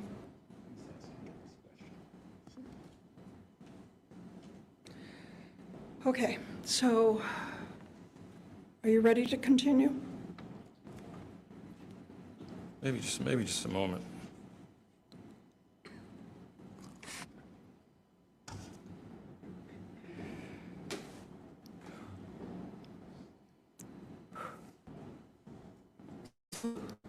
Joseph?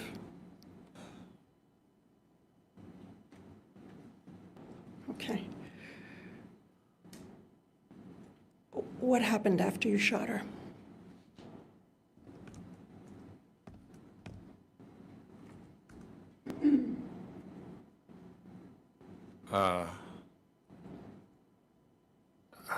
I yelled at her, I said, "Are you fucking kidding?" And why the hell would you do that? Did you know she was dead? I picked her up.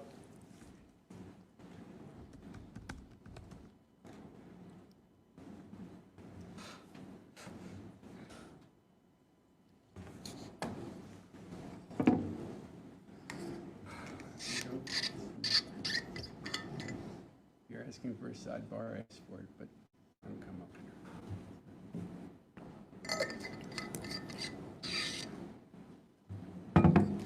May we approach briefly? Yeah. Very briefly.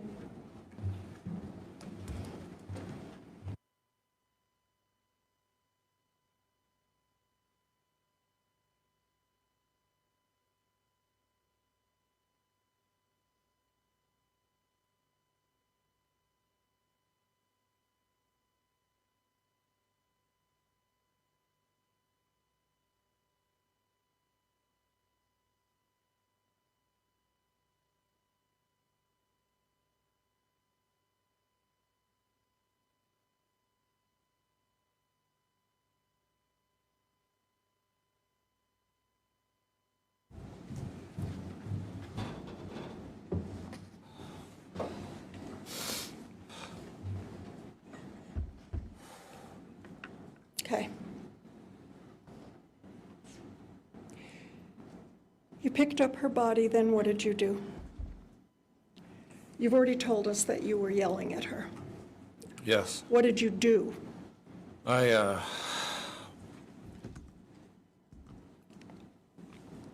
shook her. You shook her? Yeah. Why? Well, I wasn't sure if she was dead. She just fell lifeless, and she was gone, like.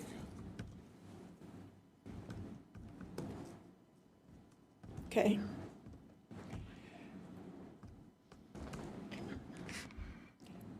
What did you do after you shook her?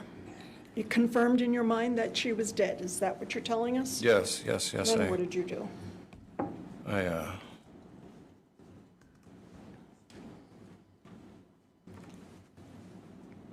I threw the pistol on the couch. I grabbed the other pistol. I threw that on the couch. Let me back you up. What pistols are you talking about? There's a Glock pistol and a Taurus pistol. So the Glock is yours, and that's the one you used to shoot her, is that right? That's correct. And the Taurus was hers. That's correct. And they were both on the bed? Is that what you said? Yes. What did you do with them? I threw them off the bed onto the couch. Did you remove the silencer from the Glock? No. Okay. So you threw the two guns onto the couch. Yes. Then what did you do? I slid off the couch and I slid off the bed, and I was like, I remember like touching her hair and touching her back and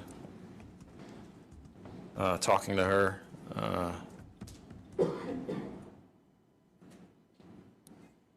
And I was. Did you have anything more to drink? Later on, I had some more to drink. Yes.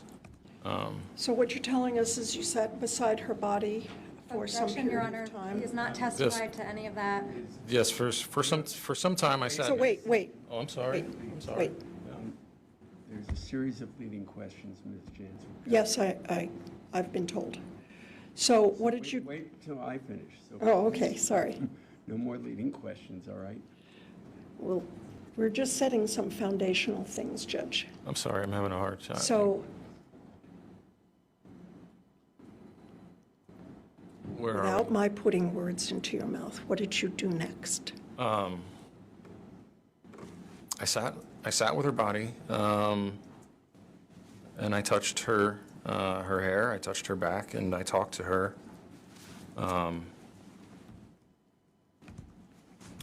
And Do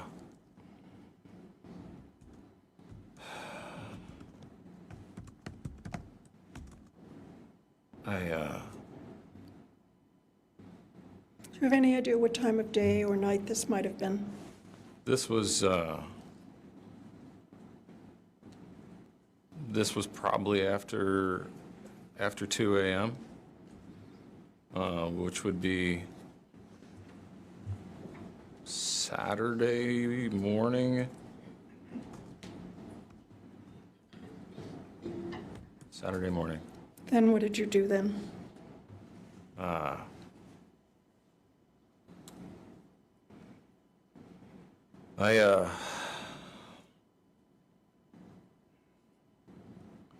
At some point, I lifted her up again, and I was inspecting her, and I just saw like a lot of blood like coming out of her head, and I was like, oh my god, like. So I went and I had some plastic bags, so I went and opened a plastic bag, and I put it under her head so she would. I didn't know how much blood was going to come out, so.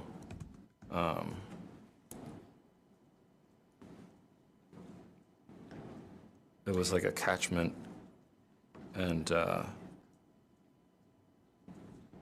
I sat there for some time, just like maybe like 10 or 15 minutes, just like sitting there. And there was I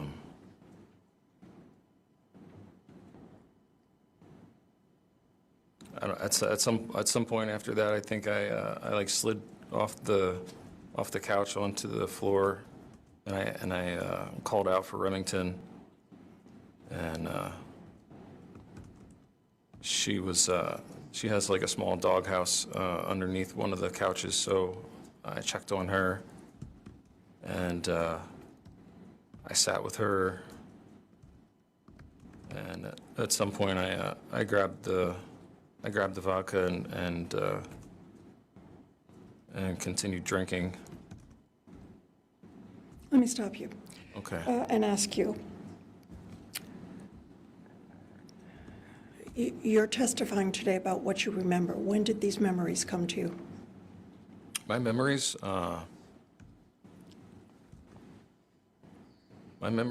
came to me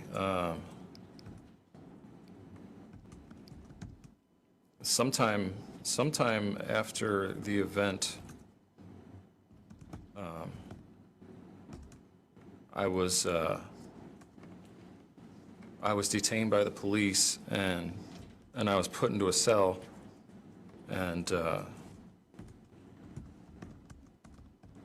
I want to say it was like at some point, maybe like, I'm estimating, like a week or 2 weeks, probably closer to 2 weeks later, after being in the cell. I don't know, like I had an experience. I know that this is going to sound strange, but I had an experience. I don't know if anyone's ever like been on a merry-go-round, where you're on it and everything's just spinning, but that's what I was experiencing. It just felt like everything was spinning, and then the ride finally came to like a stop, and then there was like a bit of clarity where like there wasn't as much like distortion. So what you're telling us today about what you did after you shot Emily, are those memories that came back to you later on? Objection. Again, Judge, another leading question. Sustained. When did those, what you just told us, it was a couple of... Yeah, it was a couple of weeks. I was having flashbacks. I finally started to. I felt very separated. And what I mean by that is like I feel like my mind and my body were on two different planets, and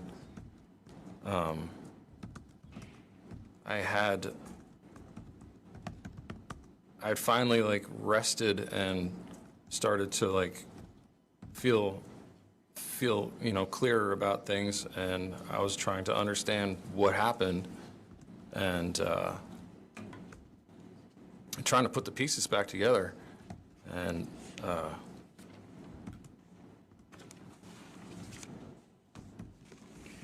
So let's continue with what you remember happening, and we're in the early hours of Saturday morning, right? Yeah. What do you remember next?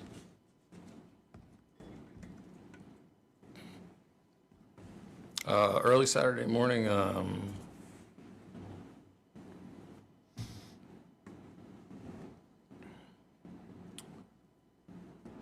I sat with Remy, and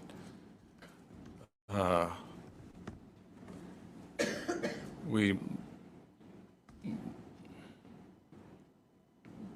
mourned together, and we were just like so scared and confused, and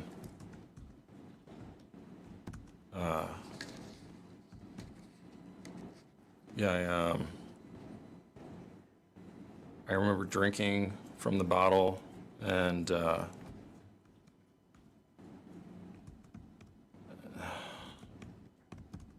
then I remember the sun coming up, and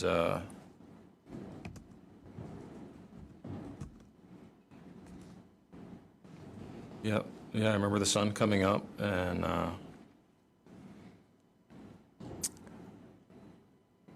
then at some point,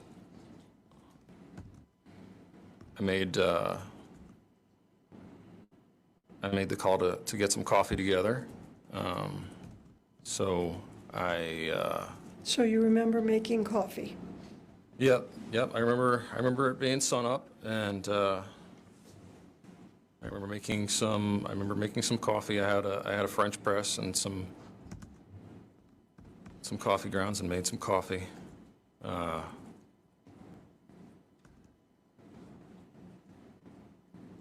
And took Remington out.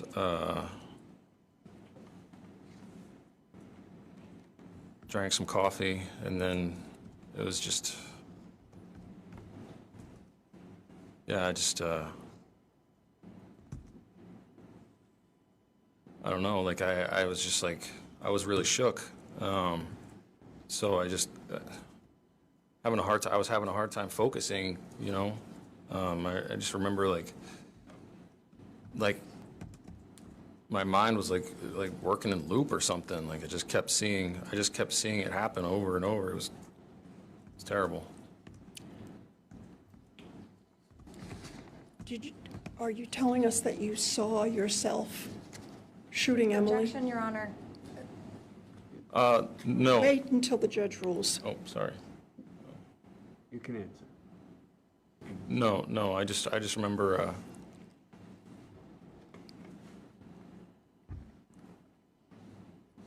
I just remember like the sensation of like her body dropping, and I remember like picking her up and her just like falling, just lifeless. And that's what you remembered? Yeah. You were, I think you said, over and over. Yeah, like intermittently just interrupting everything. What, if anything, do you remember doing on Saturday?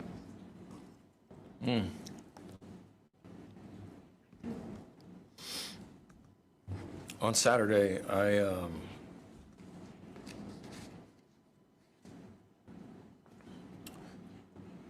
reached out to my sister. I was reaching out to see if she was awake, if she had her morning coffee yet, to see what her plans were for the day. And I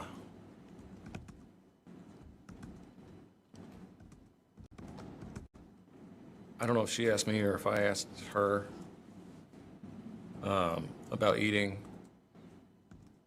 because the next thing that I remember is we went to eat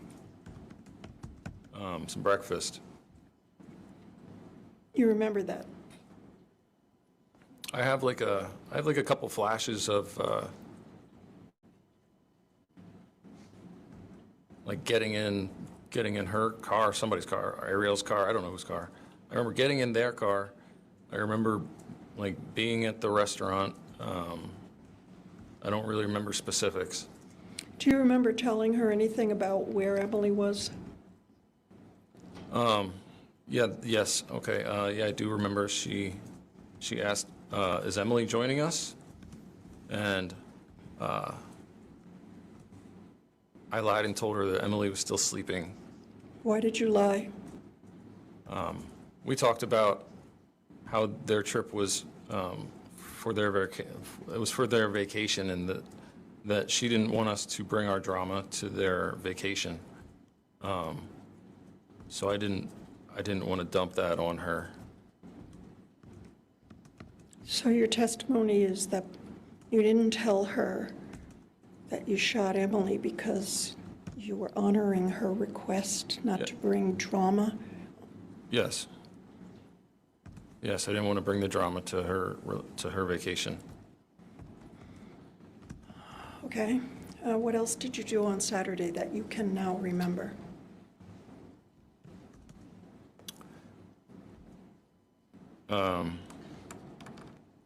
After breakfast, there was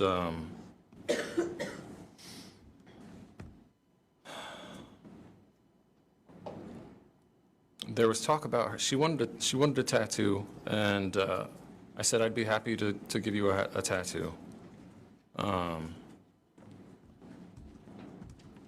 So we made plans to meet up. Oh, you know what? I think at some point I took a shower. Yeah, I took a shower. Yeah, I think after breakfast I took a shower in her Airbnb.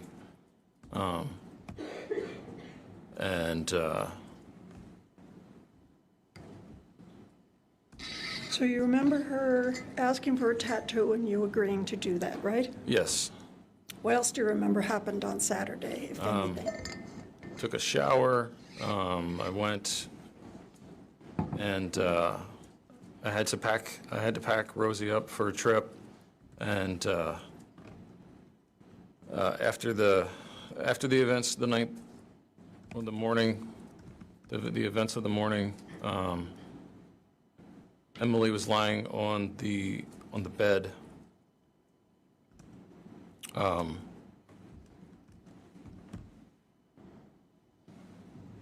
So I had to do like a cleanup. I had to clean up some things and move some things around and sort of pack everything up to move the bus. And yeah, I collected some items, and like I said, I packed things away so they wouldn't move around during transport, and I moved Emily from the bed onto the floor of the shower, and then Any idea what time of day this happened? I want to say midday. So after you had breakfast, took a shower, came back, you cleaned up. Is that what you're telling us? Yes. Then what else, if anything, do you remember about Saturday? Saturday, I drove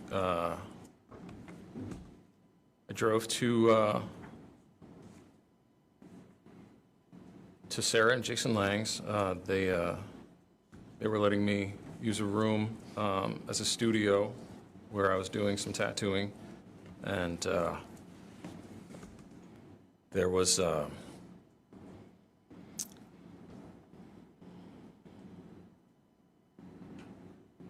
want to say maybe like an hour and maybe like an hour and a half drive up to St. Albans from Bolton. So I drove. I drove through Jonesville. I stopped at the river where we used to go swimming. I threw some items into the river. I drove to. When did you remember all of this?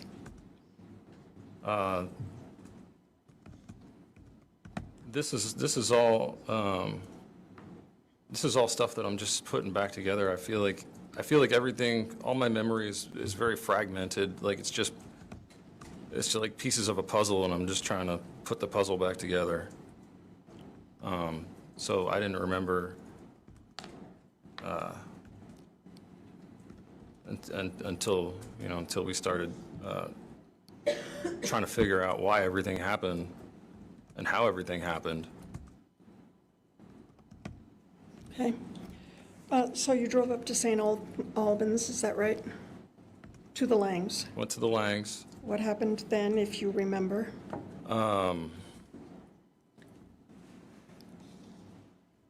I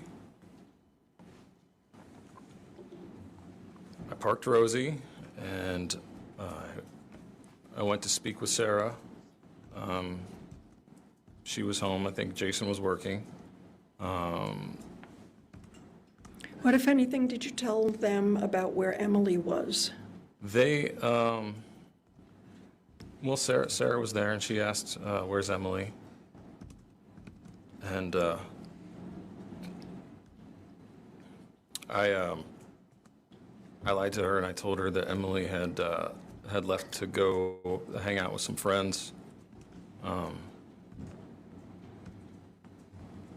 Yeah, she was talking about going to hang out with her friends, so I just sort of like ran with that information and just told Sarah that she was hanging out with her friends.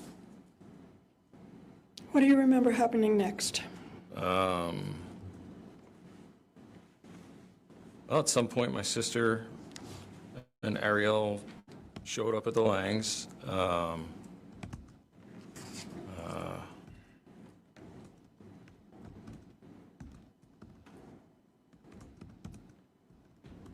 Yeah, she brought me my phone, and What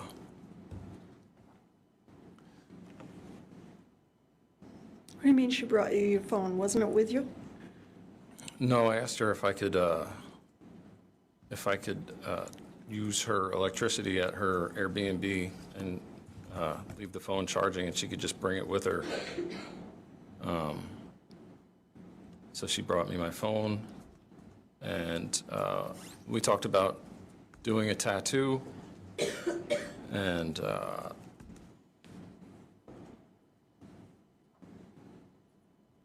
I remember doing like a sketch out of the tattoo. I remember feeling like really angry. Not with my sister, but just like the events that happened, it just kept like rolling over in my head, and I was just so angry, like thinking like how anyone could push me to that. Like I just never thought that was possible, and yeah, just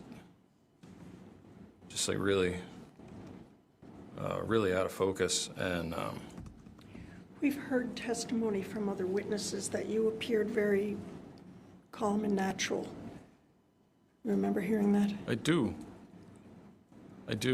But you're telling us that that was not what your emotions were. I was falling apart inside. Outwardly, yeah, I think I'm a very closed off person. I'm a very private person, and I do drink and use THC to excess. I mean, not anymore. I've been sober for 3 years, thank God. But out there, it was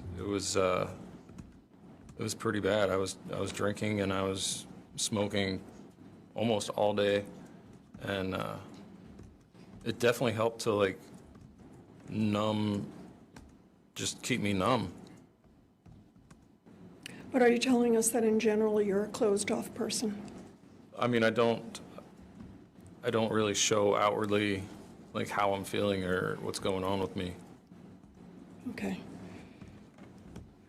And it's been commented before that, and we've also seen it on the interview, you were able to go from showing emotion to having small talk just like that.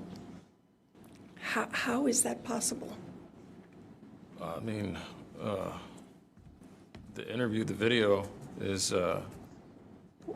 We're going to talk about that in more detail. I'm just asking you about Well, flipping so the switch and yeah, a lot of times I've been working with people for a long time, and I usually will start talking to someone to get them to open up about themselves. and you're talking about working as a tattoo artist. Yeah, working as a tattoo artist and a piercer. What I do, it hurts. It hurts people. Like, tattoos hurt, piercings hurt. So as a distraction, I will get people to talk, and once they're distracted enough, then I will do the procedure, and typically they're not they're not focusing on the sensation, so they can be still. I don't know if anyone has tattoos, but you can't move around. It's permanent marks. So if you move around, if you want the word Bob, it might come out saying Bub. So you don't want to move around a lot when you're getting. So is this your explanation of how you're able to engage in small talk? Yeah, I just easily? get people talking. This is a habit that you've developed. Yeah, it lets me focus on what I'm doing without having to worry about them. Okay, so you said you were drinking a lot and smoking a lot at that time, over that weekend. Yes? And we were talking about what you did on Saturday. And what else, if anything, do you remember from Saturday? Saturday, the tattoo for Nicole happened, and then Nicole, Ariel, and myself went to get some food and some drinks, and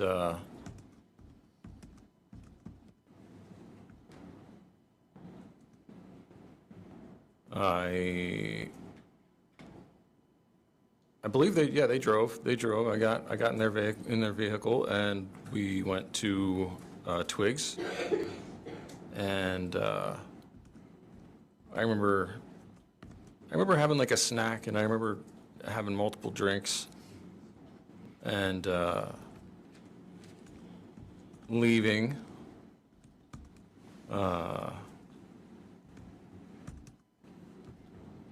Well, really, I remember them dropping me off back at the Lang's place.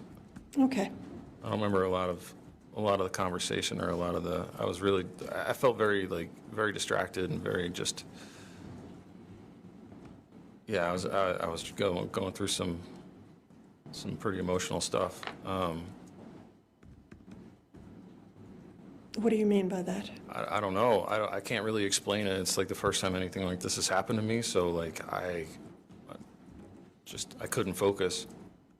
But what I do remember is them dropping me back off at the Langs, and I remember going back into Rosie and just sort of seeing the state of affairs in there. And What does that mean? Emily was deceased, and there was blood, and it was bad, and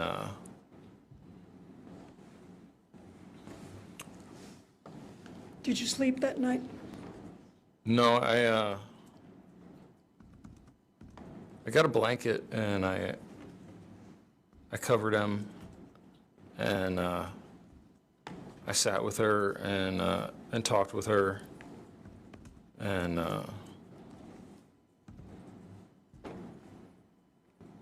yeah, the three of us just sat together, and yeah, we just cried, and You cried. yeah. Remington was it was like she knew what happened, and it was like she was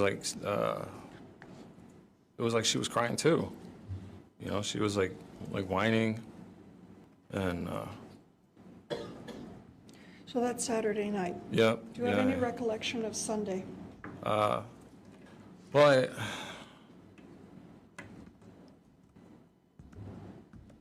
I remember drinking. I remember sitting on the floor, like, holding Em's Let me hand. stop you there. Uh-huh. Did you have all of this, what were you drinking? Was it still what you told us before, vodka and Red Bull? No.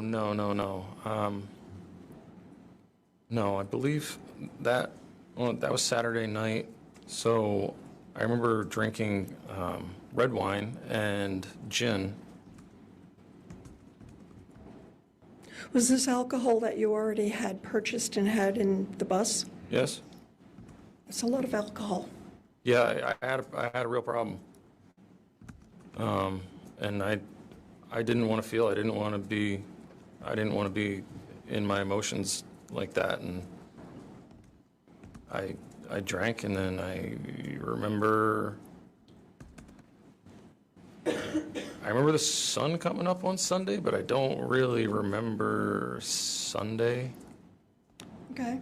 Do you remember anything happening on Monday? All I remember is from there on is just like flashes of things and just really like distorted. Let me ask you specifically, do you remember going to the Basses on Monday? I remember like a flash of being on the road, like riding there. I remember a flash of seeing Adrian's eyes. Why did you go to the Basses?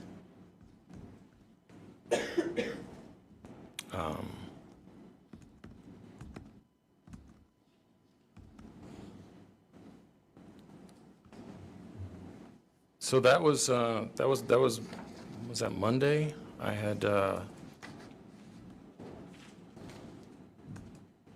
found out that I went to the Basses, and I mean, you found out. What do you mean you found out? well, I read a transcript. Okay, so I'm asking you if you have an independent memory or recollection of going to the Basses. All I remember is like seeing Adrian's eyes, and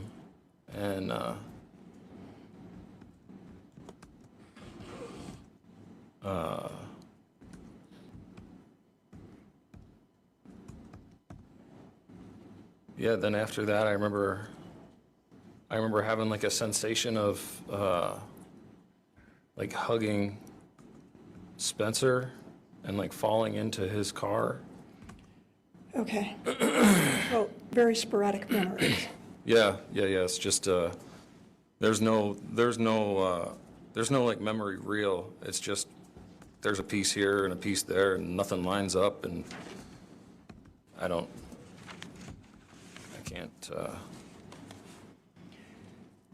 We'll take our afternoon break now. Okay.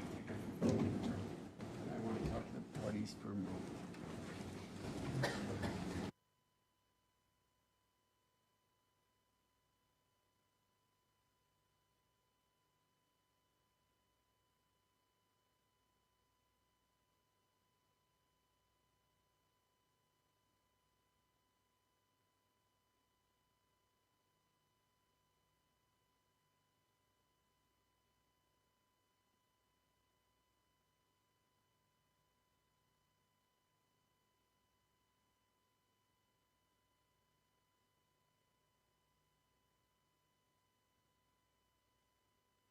Before lunch, your estimate was you were going to be another hour.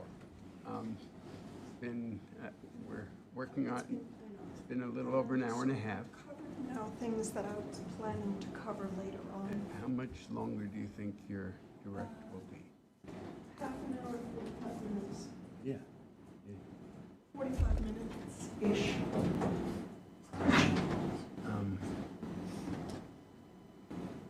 I'm not holding you to an amount to cross, but do you think we would finish cross today? If you start at 3:30 or 3:45? Again, there's no need to say yes. I don't know. Okay. All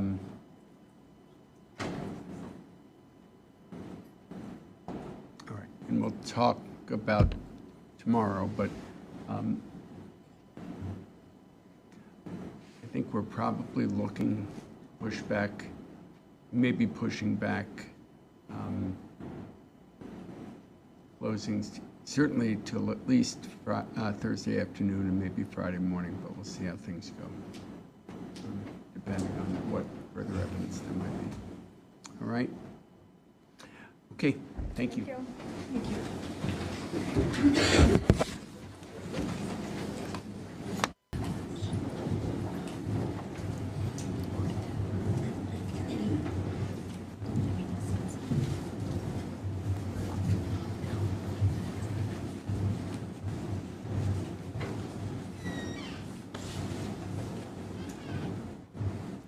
Please be seated.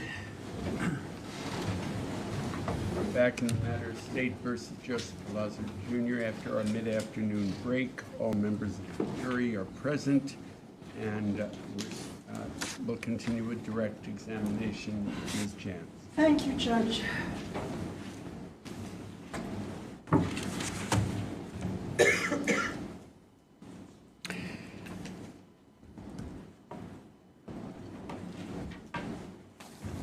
So, there's a couple of things I want to talk about. You've admitted that you lied on multiple occasions over the course of the weekend, right? Right. Do you remember the things, you've already testified that you lied to your sister, you lied to the Langs? Yes. Any other lies that you remember telling? No. Do you remember sending text messages to Emily's phone over the course of the weekend? I do remember sending messages when I was with my sister. She brought up Emily, and I was like, "Oh, I'll send, I'll text her, see where she's at." And Why did you do that? that was another lie. I did not want to tell my sister what happened. And when you were at the Basses, do you remember having a telephone conversation with a law enforcement officer from Vermont? No. You don't remember that? Okay. Why were you lying to all these people about where Emily was? Well,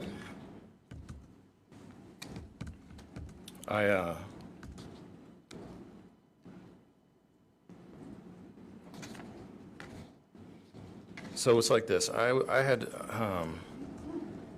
had talked to my grandmother about coming to Pennsylvania to help get her out of her home and put her into a safer home, either like a one-story home or like an assisted living. And Emily and I were going to go to Pennsylvania to help make that process happen. And if I would have told people, then the police would have been called, and I would be detained, and I would not be able to help my grandmother get her life together. So I wanted to move forward with my plans, even though what happened made it impossible. So your testimony is that you lied because you wanted to get back to Pennsylvania to help your grandmother move. Yes. Why didn't you just go back to Pennsylvania instead of hanging around all weekend? Well, so I took the opportunity to be with my sister, as I hadn't seen her in years, and I asked her what she wanted to do, and she told me what she wanted to do, so I spent time doing that. I was catching up with my friends, the Langs, and spent time with them. I asked them what they wanted to do, and hung out with them. And yeah, that was why I was. Yeah, I didn't. I don't know. My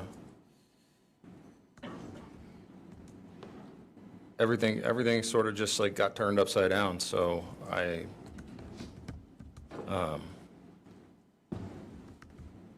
spent time with the people that were around, and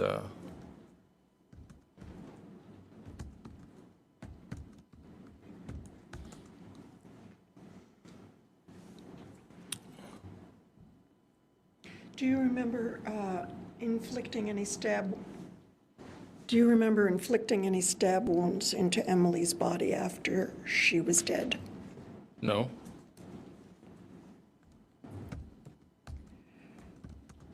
Do you remember cutting her up? I have one flash of memory where I cut into her leg with a knife, and then I stopped. It made me sick, and I remember being sick, like nauseous and vomiting, and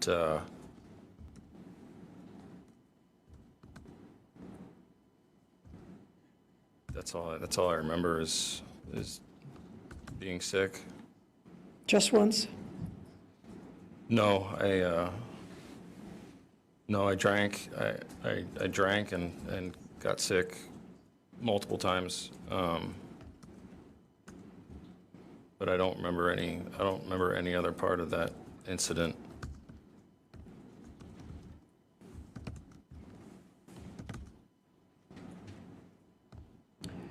I want to talk to you a little bit about your taped interview with the police. At the time you talked to them, when was the last time you had slept? So you talked to them about 2:30 afternoon. Prior to that, when was the last time you slept?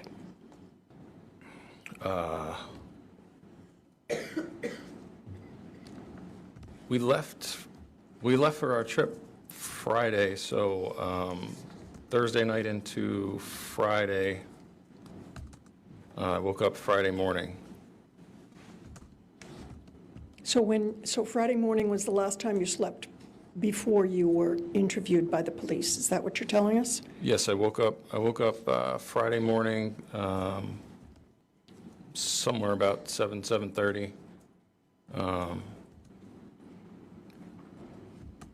Yeah, we slept. We were in New Hampshire, and we slept in her bedroom. You've seen your recorded interview a couple of times, right? I have. And do you remember Detective Voris asking you more than once, where did you sleep that night? Do you remember seeing that? I saw the video of it. I don't remember.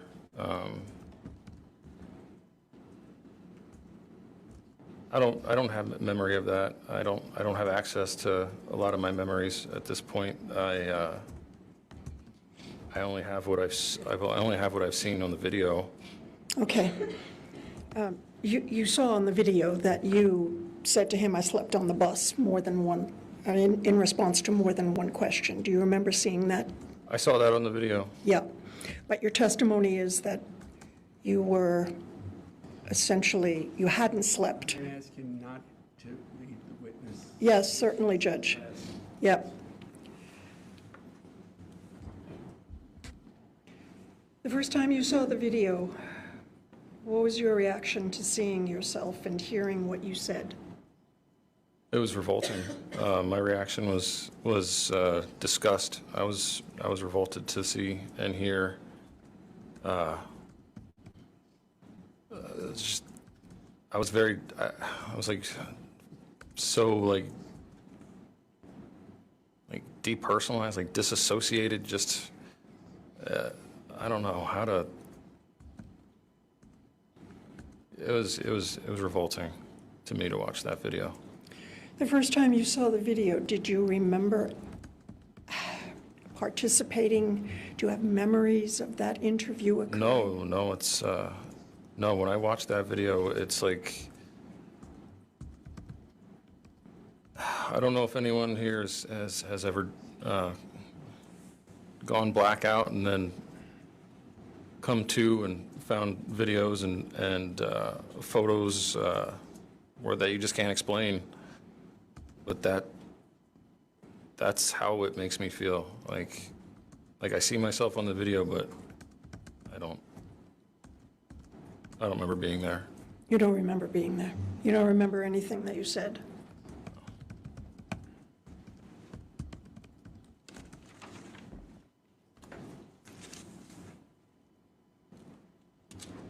I think you told us earlier that I think you told us earlier that several weeks after you were detained by the police, you started having flashback memories. Is that right? Yes, I did. And what's the first thing you remember? Were these in dreams, or how did this come about? Well, after recovering, there was What do you mean recovering? there was a period where I wasn't sleeping, and I felt like, I don't know how to say this, but I felt like I don't know, like I was broken in two. Like I was, my body and my mind weren't the same, and it took some time. I was having a lot of nightmares, and I was having poor sleep. So once I finally felt rested and realized where I was trying to figure out what had happened that had gotten me there. And that's when I was able to read the affidavit from that interview, the video interview, and none of it made sense to me. And so when did you first remember that, as you testified today, Emily was going to shoot you? When I was arrested and I was thinking what happened, that's when the memories started coming to me.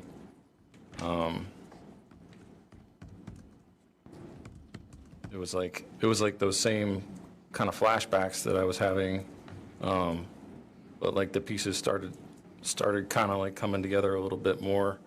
And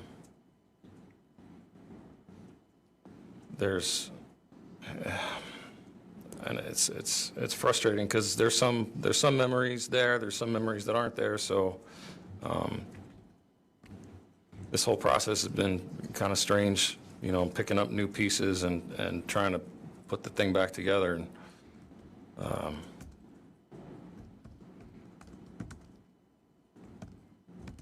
yeah, I've never experienced anything like this, so it just makes me feel like I have some very strong feelings about it.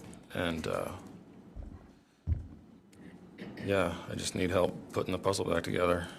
So I don't think I went over this with you, but you have no criminal record, do you? No. And so you had no experience being... Objection, Your Honor. Can we approach? Yeah.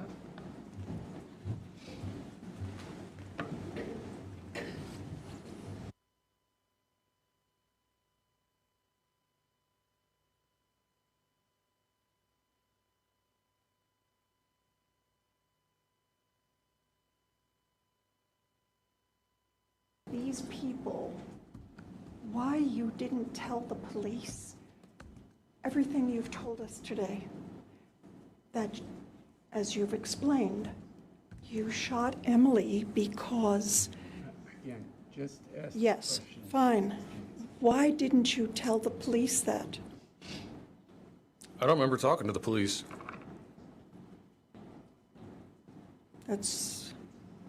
at all. Much of the information that you provided to the police corresponds with, was corroborated by other means, like where your phone was and with whom you met. The only thing that is missing from that interview is that you didn't tell them that you shot her in self-defense. And your explanation is what? I didn't remember talking to the police. The memories came to me as they came to me, which was, as I said before, like after I had rested and I felt like I could use my mind. Then I was trying to figure out what exactly it was that happened, and that's when all the flashbacks started coming back, and then described it to you guys. So your answer, to summarize what you said, is you have no memory of the interview. I watched the video of it. And your memories came back in fragments weeks later. Yeah, some of them are still, like, I'm seeing stuff still, as we're doing this, that just is foreign to me, so, Is foreign to you? yes.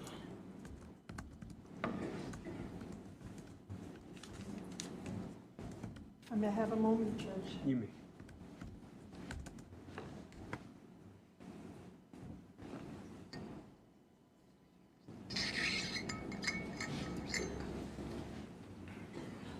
I have nothing else. Thank you. State these. Ms. Adams. Thank you.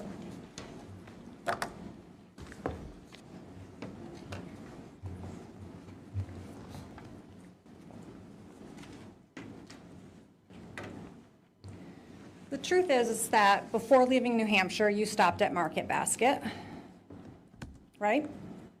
I did see that, yes. That's the truth, I saw that on the PowerPoint. and it's the truth. I don't remember it, but yes. And you spent $60.43 at Market Basket. Is that what happened? It is what happened. Okay. Do you agree with me that that's what happened? I don't remember it, so if you have fact that says that, then I agree with you. And you left New Hampshire around 3:45 on Friday. Is that the truth? Yes, that's what the geolocation thing provided. Well, Mr. Ferlazzo, you testified today that you left New Hampshire on Friday afternoon, so you remember that. I don't remember the exact time. And you stopped in Andover for gas, Yes, and you spent money on gas, $27.09, okay, I'm agreeing with you. and you stopped in Lebanon. Is that correct? That's the I truth. You don't- stopped in Lebanon. Okay. Am I too loud?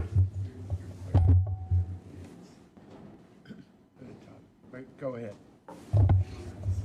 Okay, thank you. You got to Vermont, and you stopped at Crossroads Beverage in Waterbury. I did see that on the PowerPoint, yes. And you spent some money at Crossroads. You got some gas, $40. Okay, And you bought a bottle of liquor at the liquor store, $22.40.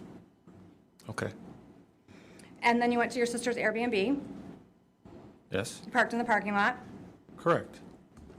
and you got there around 7:20 on Friday night. Yes, And we can all agree that at 7:20 on a date in the middle of October, it's dark in Vermont.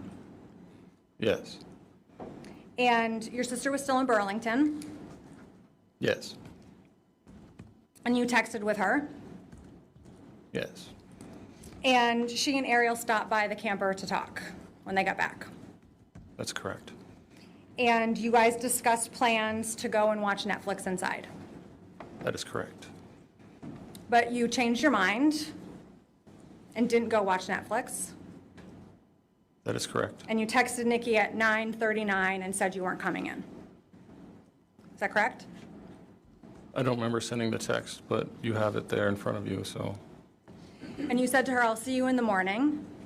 all right, And you said, you still drink coffee? all right. Said that to your sister? That was what I said to her? That's, you have that? Would you like to see the text? I don't remember the text. I don't remember the text exactly, so if you have them, then, Do you want to see them? I mean, I don't have to. If you're gonna read them to me, then we can do it this way, or, So you've testified that Emily was mad when you got to Bolton, she was angry. and she was mad about Jolene. I would believe so. She never said anything about that to me, so I don't know if I should speculate on that or not. Well, Jolene's your ex-wife, Correct. and Jolene lives in the same condo complex as your sister's Airbnb. That's also correct. May we And- approach?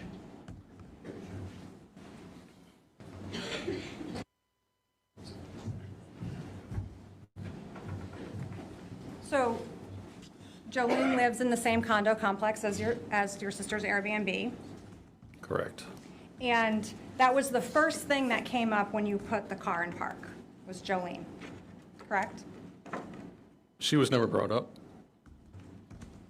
You sent a text message to Jolene on the 17th. Do you remember texting Jolene? I don't. And you were texting about wishing that you could have seen her when you were in Vermont. Okay. And you said to her that you couldn't see her because it was the first thing that came up, and I said I wouldn't. I want to take Bear for a walk with Remy. She only turns around to kick me to the curb. It's no big deal. I spent the day with my sister. It was awesome. Remember sending that text? I don't.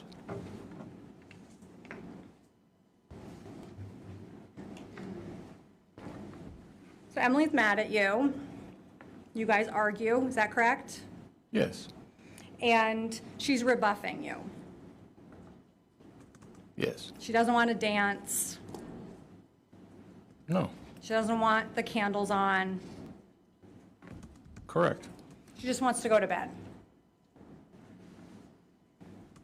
She didn't say anything to me. She went and laid down in the bed. Yes. She's facing outward, scrolling on her phone, Yes. and she's saying hurtful things to you. She was muttering something. She was saying things like, I don't want to be with you. This is stupid. She was saying that she didn't want to be there. She was saying, you're pathetic. Yeah, she said this was a pathetic trip. You told police that she was grumbling a bunch of shitty, hurtful things. That's what I said. And that's what you remember. I remember her muttering some things. It was inaudible things.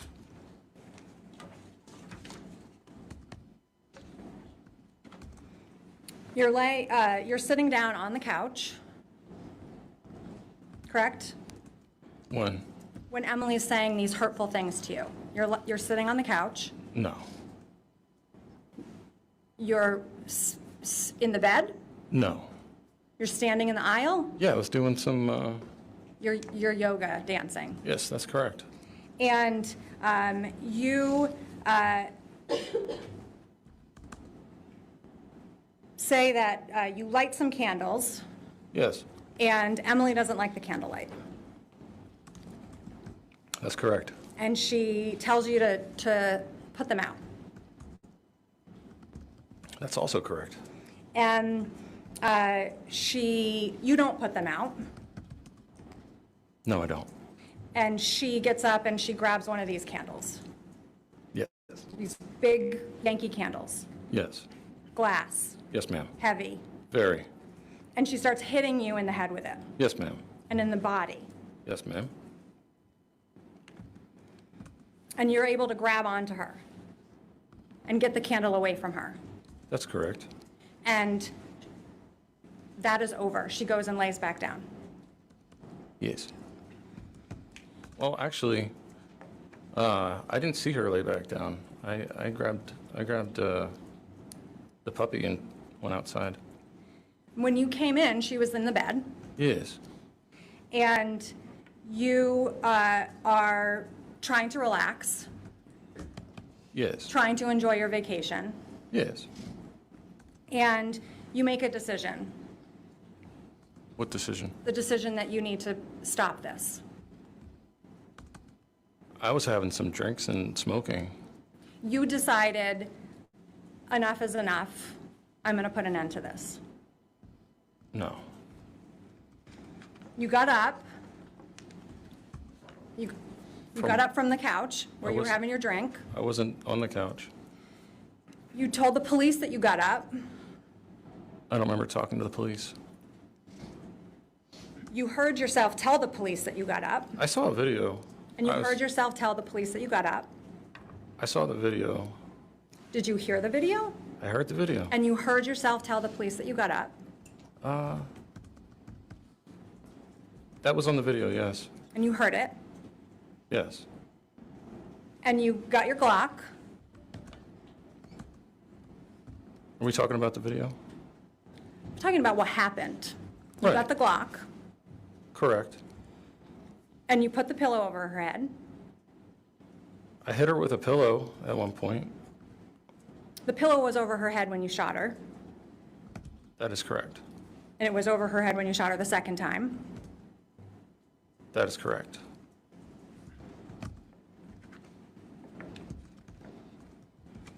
And when you realized that you had just shot your wife, you didn't call 911. No. You didn't go and get your sister. No. You had another drink. I sat with Emily for a while before drinking more. You actually put a bag over her head. I put a bag under her head. Mr. Ferlazzo, you put a bag over her head. I put a bag under her head. You tied a bag around her neck. When at some point there was the next day I had to move her body from the bed to the floor of the shower, and I wrapped the bag around her head and tied a bag around her neck to You move remember doing that. to move her body. You remember doing that. I remember you saying it. You remember doing that. I remember putting a bag under her head. You cleaned up. Yes. You picked up her shoes. Yes. You picked up her phone. Yes. You shut her phone off. Her phone was off. You told the police that you shut her phone off. I told Emily to turn her phone off. You shut her phone off after you shot her. Her phone was off. She shut it off.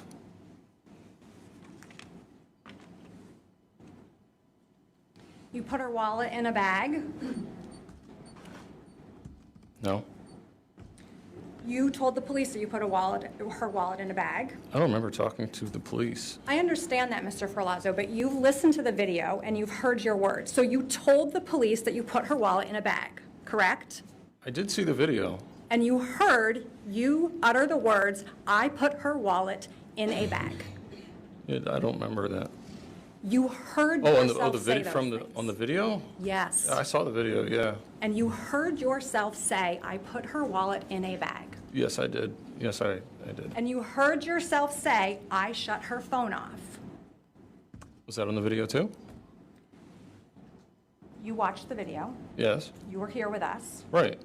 And you heard yourself say, "I shut her phone off." Yeah, the video is disturbing to me to watch. There's a lot of it that doesn't make any sense to me. So I don't do a good job on focusing on the details of it. I understand it is disturbing, but we heard you say, "I shut her phone off." Did you hear that? I do recall the video saying that. And the person on the video who was saying that was you, Mr. Ferlazzo. Yes. And you told the police, I'd like very brief to approach.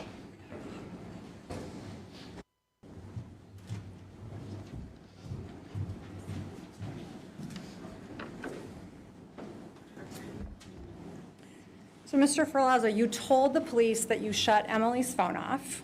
Is that correct? From the video? Yes. I said that on the video. And you told the police that you shut her phone off because she wasn't going to be using it anymore. Like I said, I don't remember the video. It's hard for me to focus on the details of it, so if that's what happened, then my recollection is different. So if that's in the video, you said that. If that's in the video of You're me- not contesting that that was some other person I'm in the not video? definitely, no, I'm not. That's, there's a video of me saying a bunch of stuff on the video. And you put the bloody pillow in a garbage bag, Yes, and you put the red throw pillow in a garbage bag. Yes? yes, You flipped the mattress over. yes, You put new sheets on the bed. yes, You put new blankets on the bed. yes, Put some new pillows on the bed. yes. And you never called the police. I did not.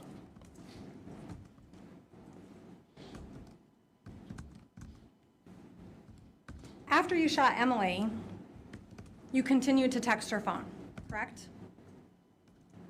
Yes, And you continued to call her phone. yes. And this was the phone that you turned off. I didn't turn her phone off. She turned her phone off. This was the phone you put in a bag. I didn't put a phone in a bag. This was the phone that you threw away somewhere. Yes, You texted her when you were at the Langs on Saturday. yes, You texted her when you were out to dinner with your sister. Yes? did I? You testified on direct that you texted her when you were out with your sister at dinner. I remember texting her, I remember Nikki bringing my phone, and I remember texting her. I don't remember texting her at dinner.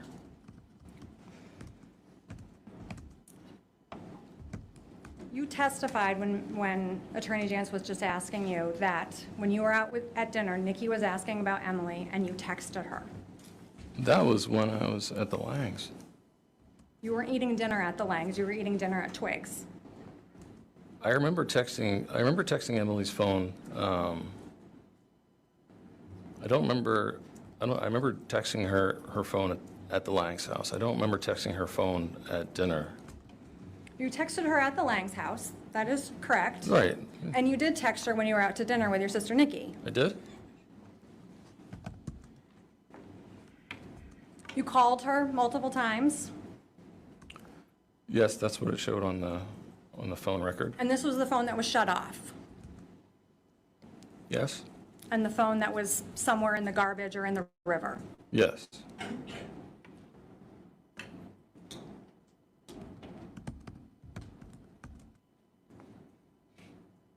And you texted her throughout the weekend. That's what the records say. And you called her throughout the weekend. Yes.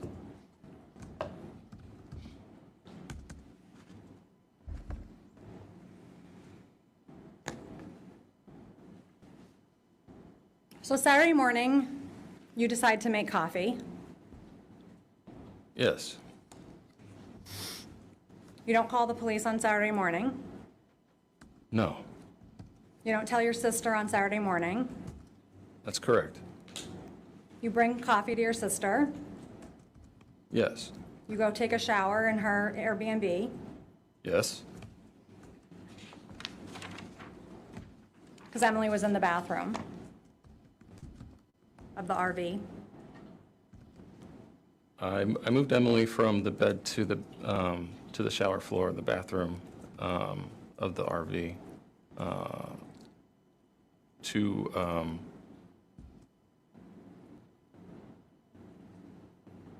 so she wouldn't roll off the bed on the trip to the Langs. You went to breakfast with your sister That's right. at Maxie's. Yes. You didn't tell your sister at breakfast that you had shot Emily twice the night before? No. I had a talk with my sister prior to our reunion not to bring any of our drama. You didn't want to...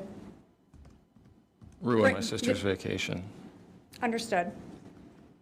You ordered a mimosa at breakfast? Yes. You ate breakfast?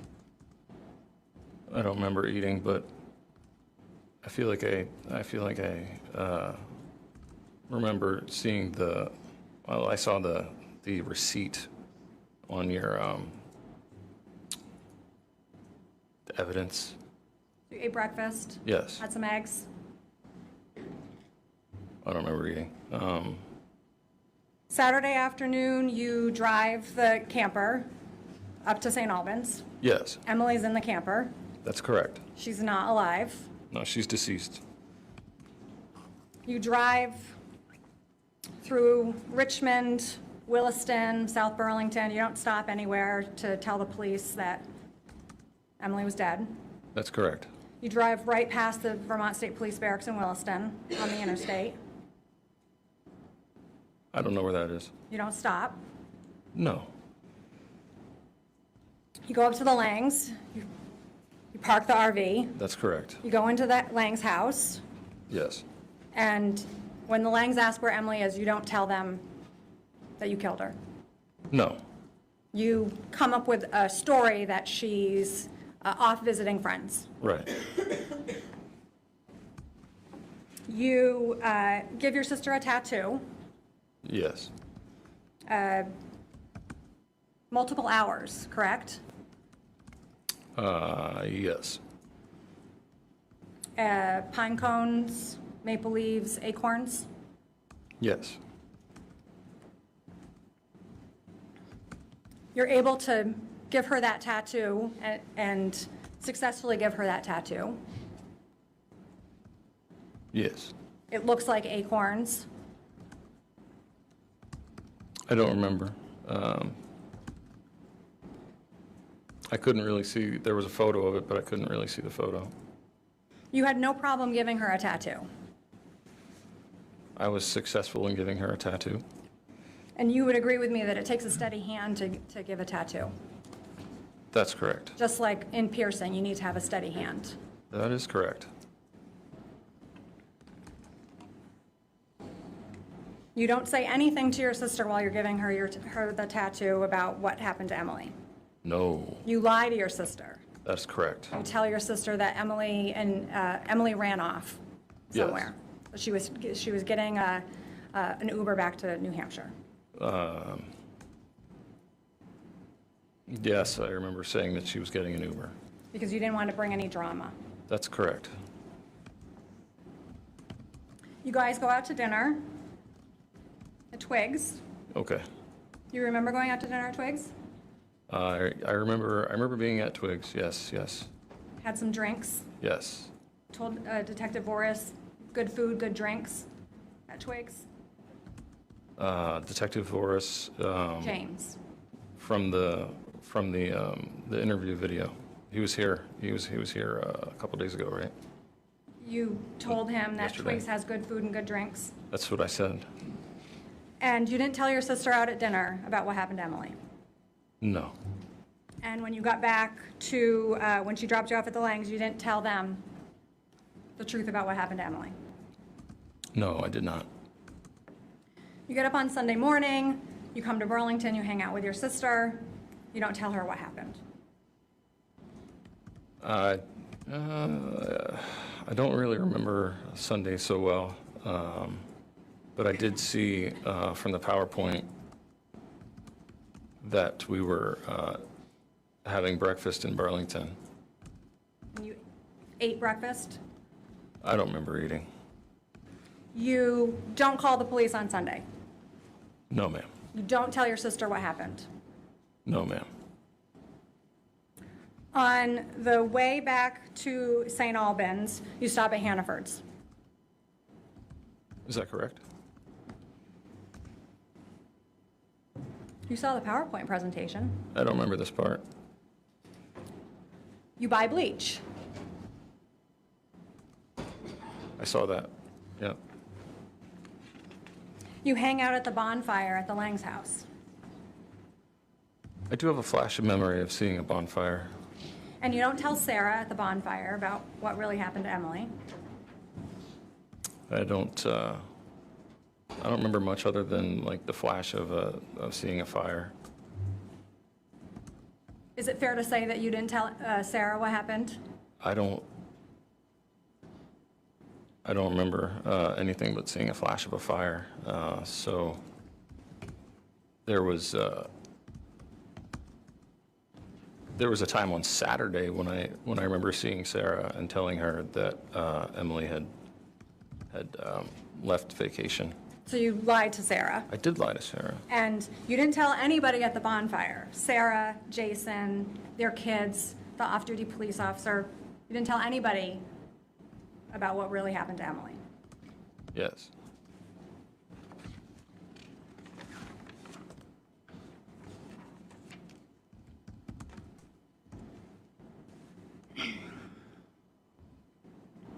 Your plan was to get rid of Emily's body by putting it in the woods.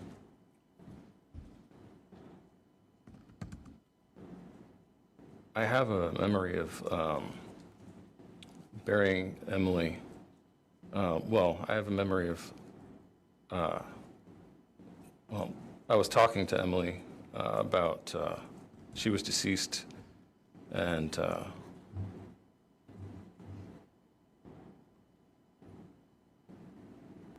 well, I was talking to her about giving her a burial, and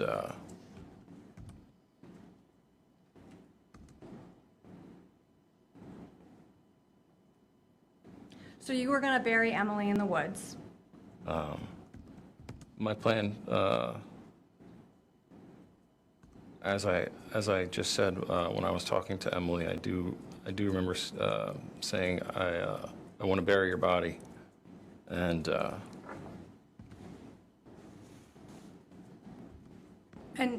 you were going to do that in the woods. as I said, I was talking to Emily, and I did tell her that I wanted to bury her body, and that the memories, it feels a bit strange, but it was, you know, there.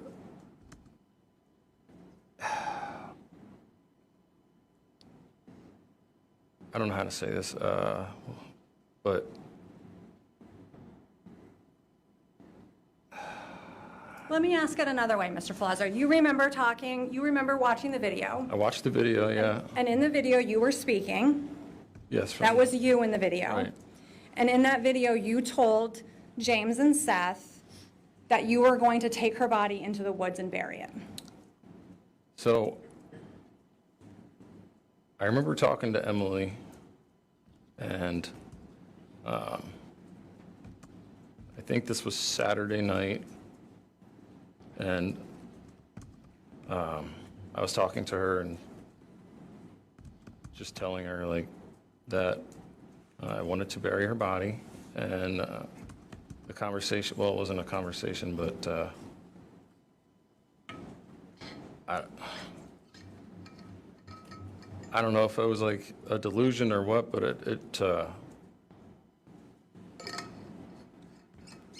it was like I was talking to her.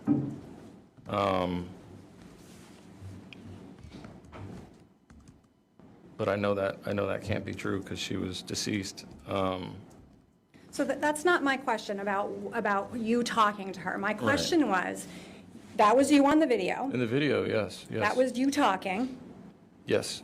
And you told Detective Voris and Detective Richardson that you were going to take Emily's body into the woods and bury it. That's what I said on the video, yes. And you said that you couldn't get it into the woods in one piece. From the video? Yes.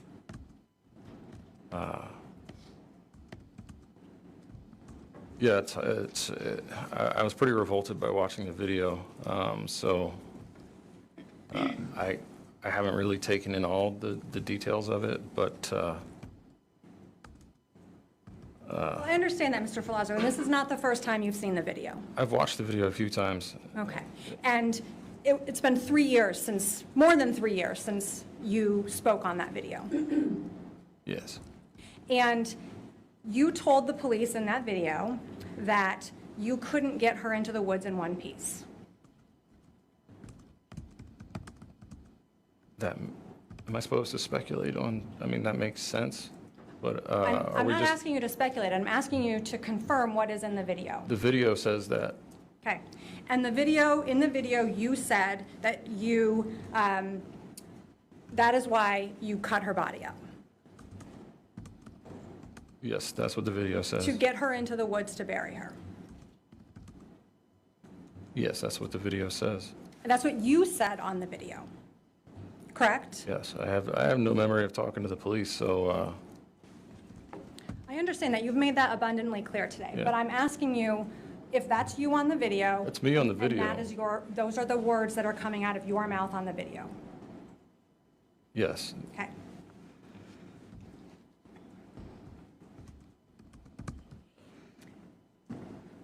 And while you're involved in dismembering her, you decide that you're going to stab her through the heart.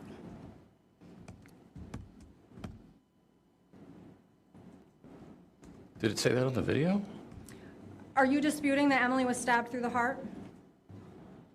That's what the autopsy expert said.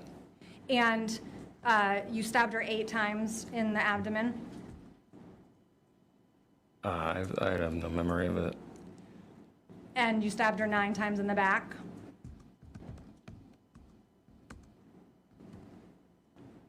Still, Still. no memory. And as you were using the carpenter saw in the van to dismember Emily, at no time did you have a thought of, I should call the police? No, I did not call the police. As you're cutting her arm off and you're getting sick, you don't think, this has gone far enough, I have to call the police?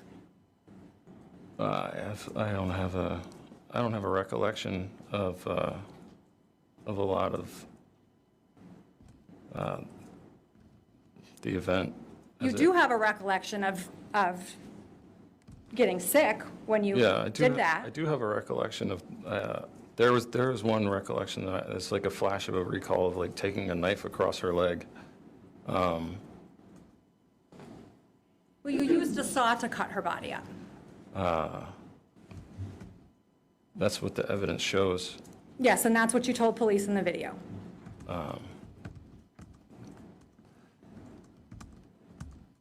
I have no memory except for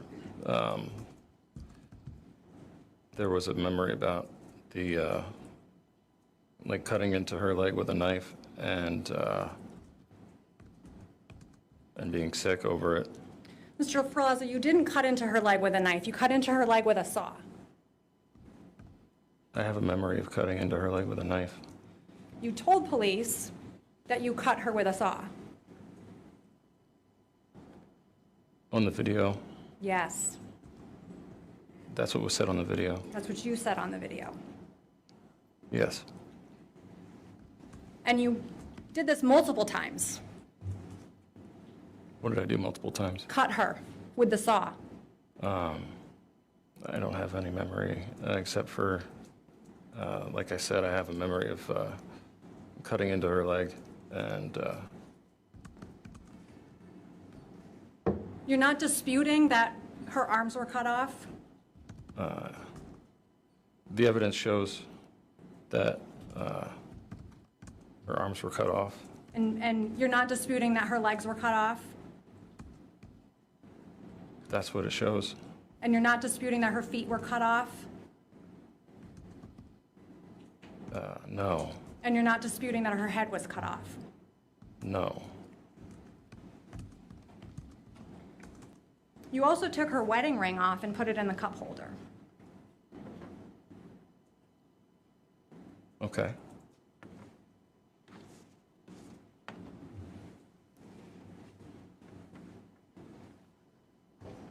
Ms. Jantz asked you about why you went back to New Hampshire on Monday. You said you couldn't remember. Is that right? You don't remember why you went back to New Hampshire? Am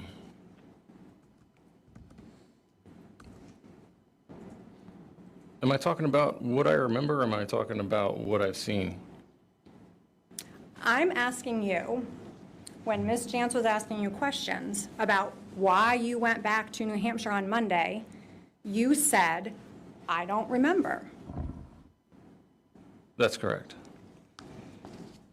You told the police that you went back to New Hampshire on Monday because you were expected back in New Hampshire on Monday. From the video? And Adrian and David were expecting you and Emily back on Monday. Correct?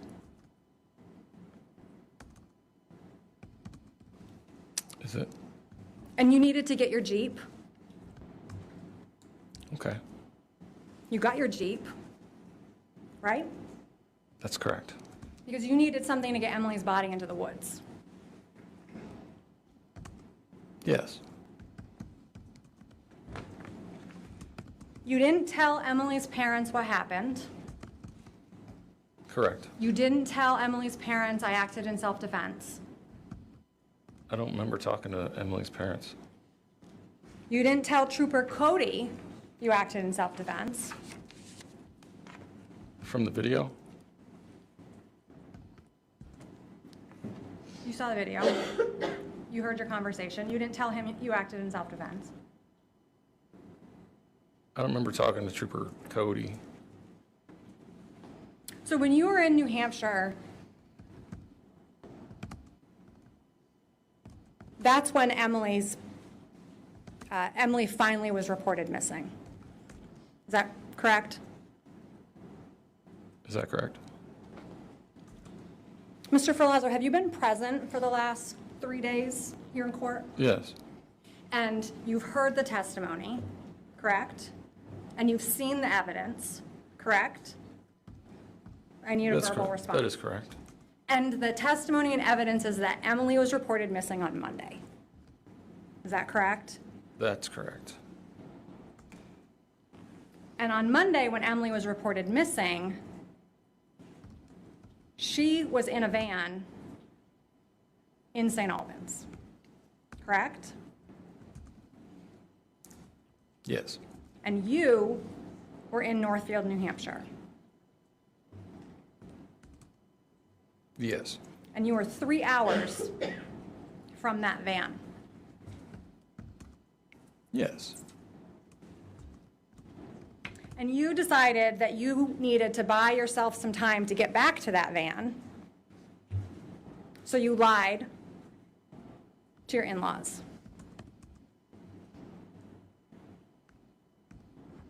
Yes.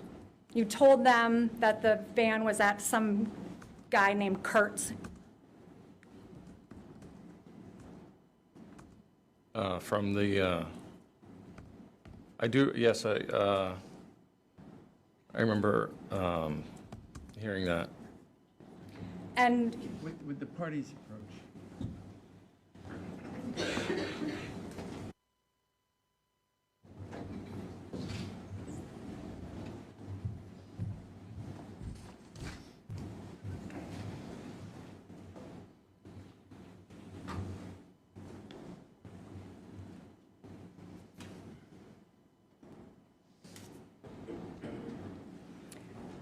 so you head back to Vermont from New Hampshire in the Jeep. Okay. Do you have a memory of that? No.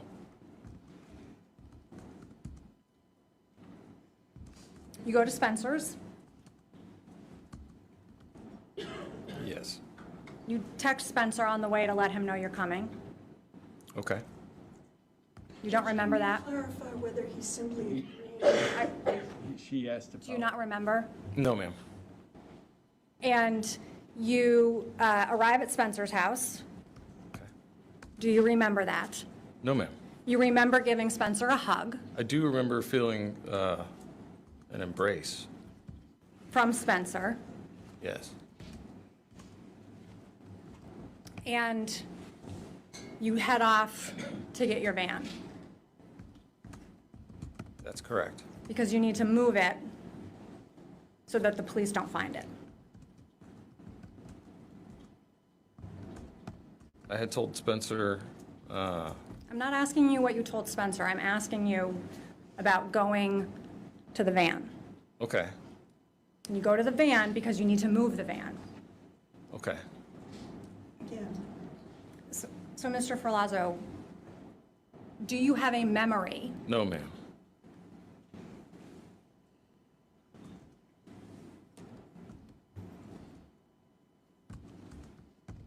when you get close to the van, you see all the police?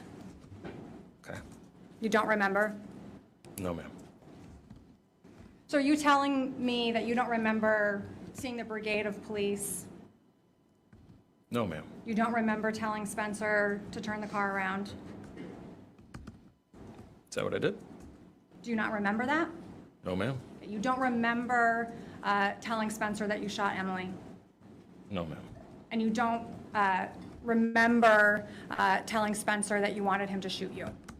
No, ma'am.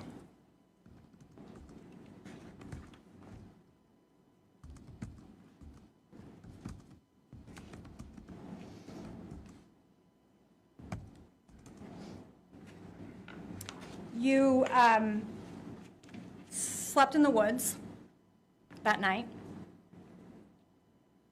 I don't remember that. You went to Maplefield's convenience store the next day. I don't remember that either.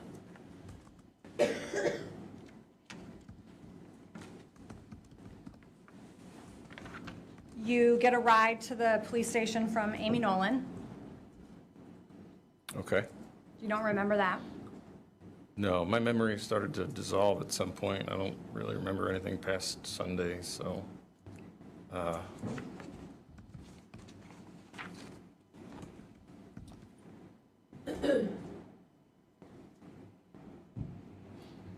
When you are at the police station, you have memory. What memory? You told the police what happened on Friday. Are we talking about the interview from the video? When you were at the police station on Tuesday at 2:15 in the afternoon, Okay. you had memories of what happened on Friday. I don't have any memory of being at the police station. Would you agree with me that from what we've seen, We've seen videos. that you had a memory of what happened on Friday? We've seen a video of me on a video. And in that video, you are telling the police what you remember. I don't remember talking with the police. I just remember watching a video. And in that video, you are talking about what you remember.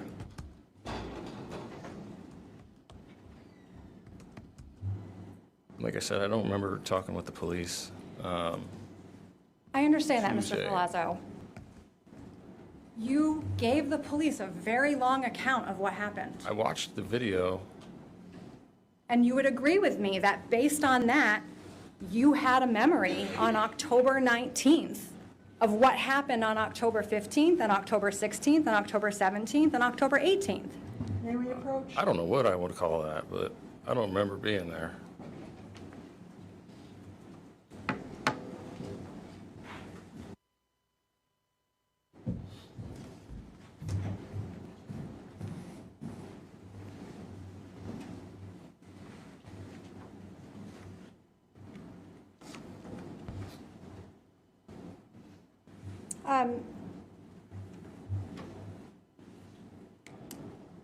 Mr. Ferlazzo, you purchase the Glock Yes. in September 2017? Is that, you have a record of that? Do you remember purchasing the Glock in September of 2017? I don't remember when I got it. Do you remember going to Pero's and buying it? I remember going to Paris. I don't remember when. And we can agree that September of 2017 was 2.5, 3 years before you met Emily? I met Emily 2018 for the first time. Well, before you and Emily started seeing each other romantically. We're talking about, did you say September 2017? Well, that's what I said a couple of questions ago, but you and Emily started dating in the spring, summer of 2020.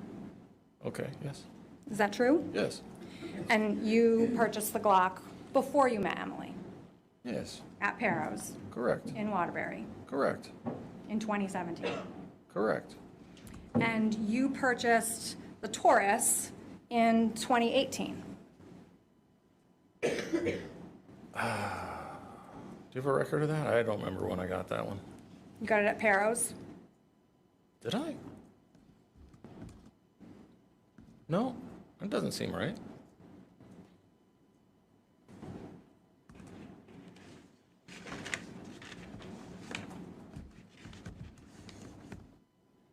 So I actually seem to recall, are we still talking about this? Or are you done?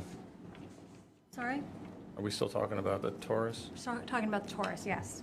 To my recollection, I had a Taurus pistol that had a factory defect, and I sent it in to be checked out, and they replaced it with the Taurus 9mm that you're talking about now. What year did you say that Mr. was? Ferlazzo, is that your information, Richmond address? Can we have this identified, please?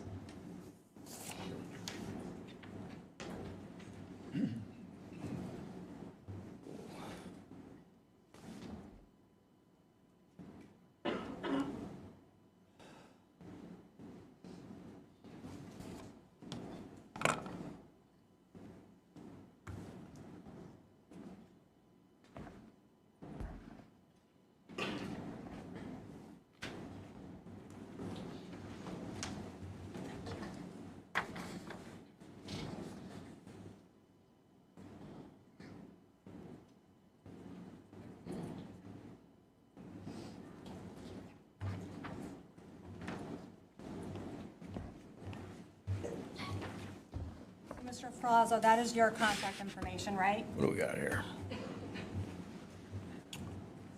This is marked as 140s. I can help you, Mr. Ferlazzo. Down here in the bottom here, this is your contact information, right? I'm reading this paper that you put in front of me.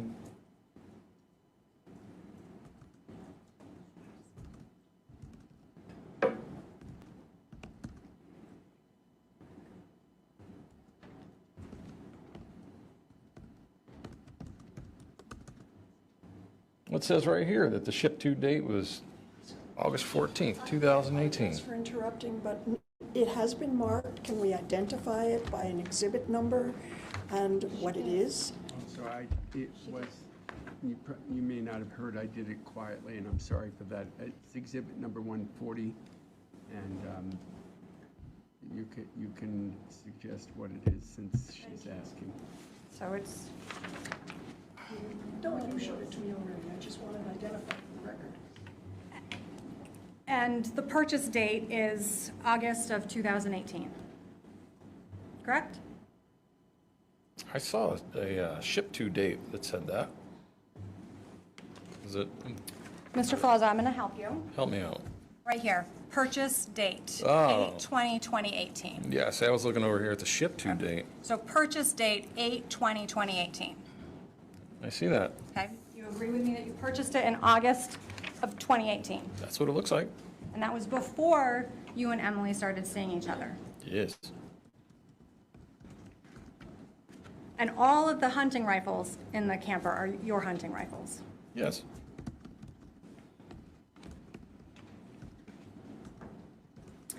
The gun, the Taurus, that you are claiming Emily had under her pillow was found in the drawer of the camper, Yes. not under the pillow. They found it in a drawer. I saw a picture of evidence that was a photograph of it in the And drawer. it got in that drawer because you put it there? That's correct. The gun that Emily pulled on you, That's correct. you tucked it away in the drawer, It was in a drawer. holstered it, Yes, it was in a drawer. holstered. Yes, it was in a holster in a drawer.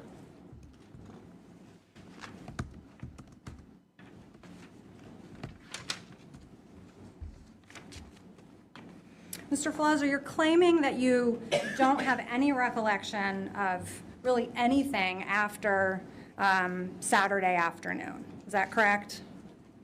I got probably, it really starts to fall apart like Saturday night, Sunday morning. And you said that when you were meeting with James and Seth at the police department that you hadn't slept in days. Is that right? I don't remember sleeping. You did remember what day of the week it was when you were meeting with James and Seth. From the video? From reality.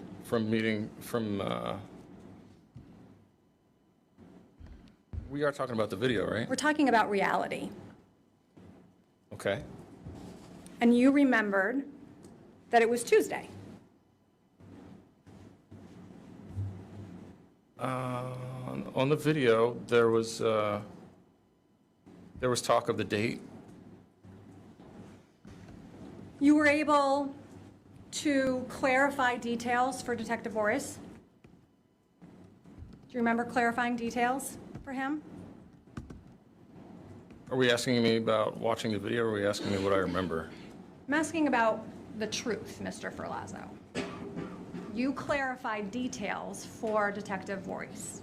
Are you asking me about the video, or are you asking me about what I I'm asking remember? you about the truth. Okay. You clarified details for Detective Boris. I don't remember speaking with Detective Voris, but I do remember watching a video. You clarified, you made sure they had Spencer's last name. From the video. You corrected Detective Boris when he thought that you had gotten to Spencer's house at 11:30 in the morning. You corrected him and said, no, it was PM.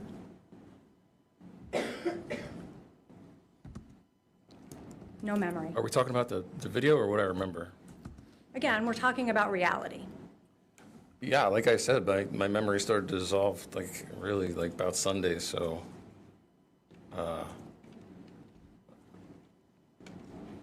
yeah. So, Mr. Ferlazzo, we can agree that you lie. Yes, I have lied to people. You lied to Nikki. That's correct. You lied to Nikki and told her that Emily was sleeping. Yes. You lied to Nikki and told her that Emily had run off. Yes. You repeated that lie to Nikki later that night at Twiggs. Well, I don't have the best memory of being at Twiggs. You lied to Sarah Lang about what happened. Yes, I do remember telling Sarah that Emily ran off. And you lied to Jason Lang.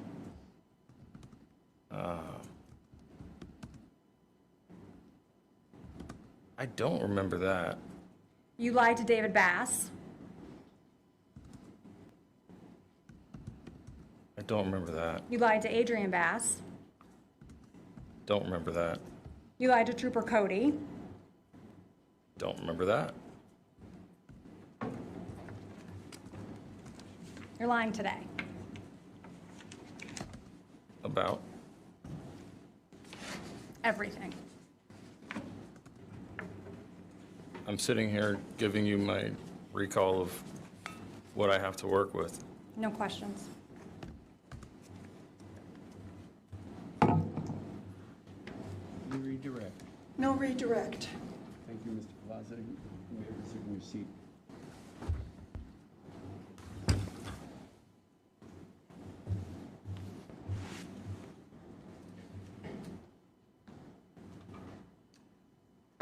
Does the defense have any other witnesses? No, we do not. Defense rests. The parties approach.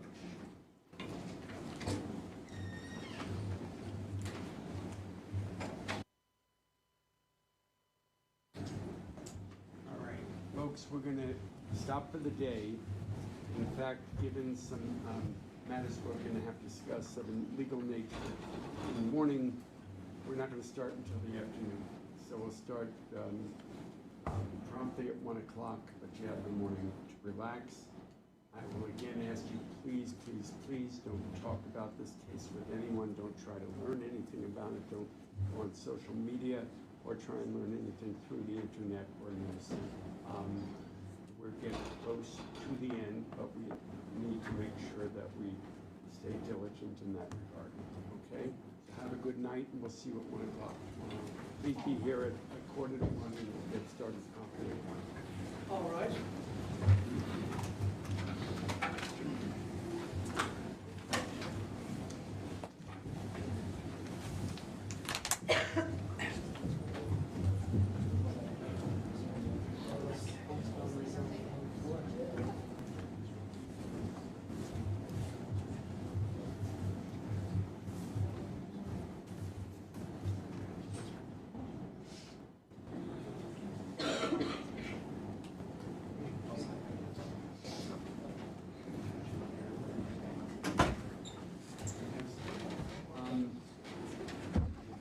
Anything else today? No, Judge. So you can, if you can let both Ms. Jantz and myself know before the night's out whether you intend on offering a rebuttal case, that would be. Just to clarify what that means before the night's out. Are we talking, Peggy will come as soon as possible. Okay. just I want was an gonna idea? give them till this evening, because Okay. I think they can Thank you. decide on that after reviewing the evidence. But as long as they get it to you this evening, I thought that would be good. If they think they can. Well, do it in 20 minutes. it's a question of if there's any server witnesses that I may need to call. You're gonna, And that depends on who, if any, they call. Sir rebuttal is, see whether there would be a Sir rebuttal.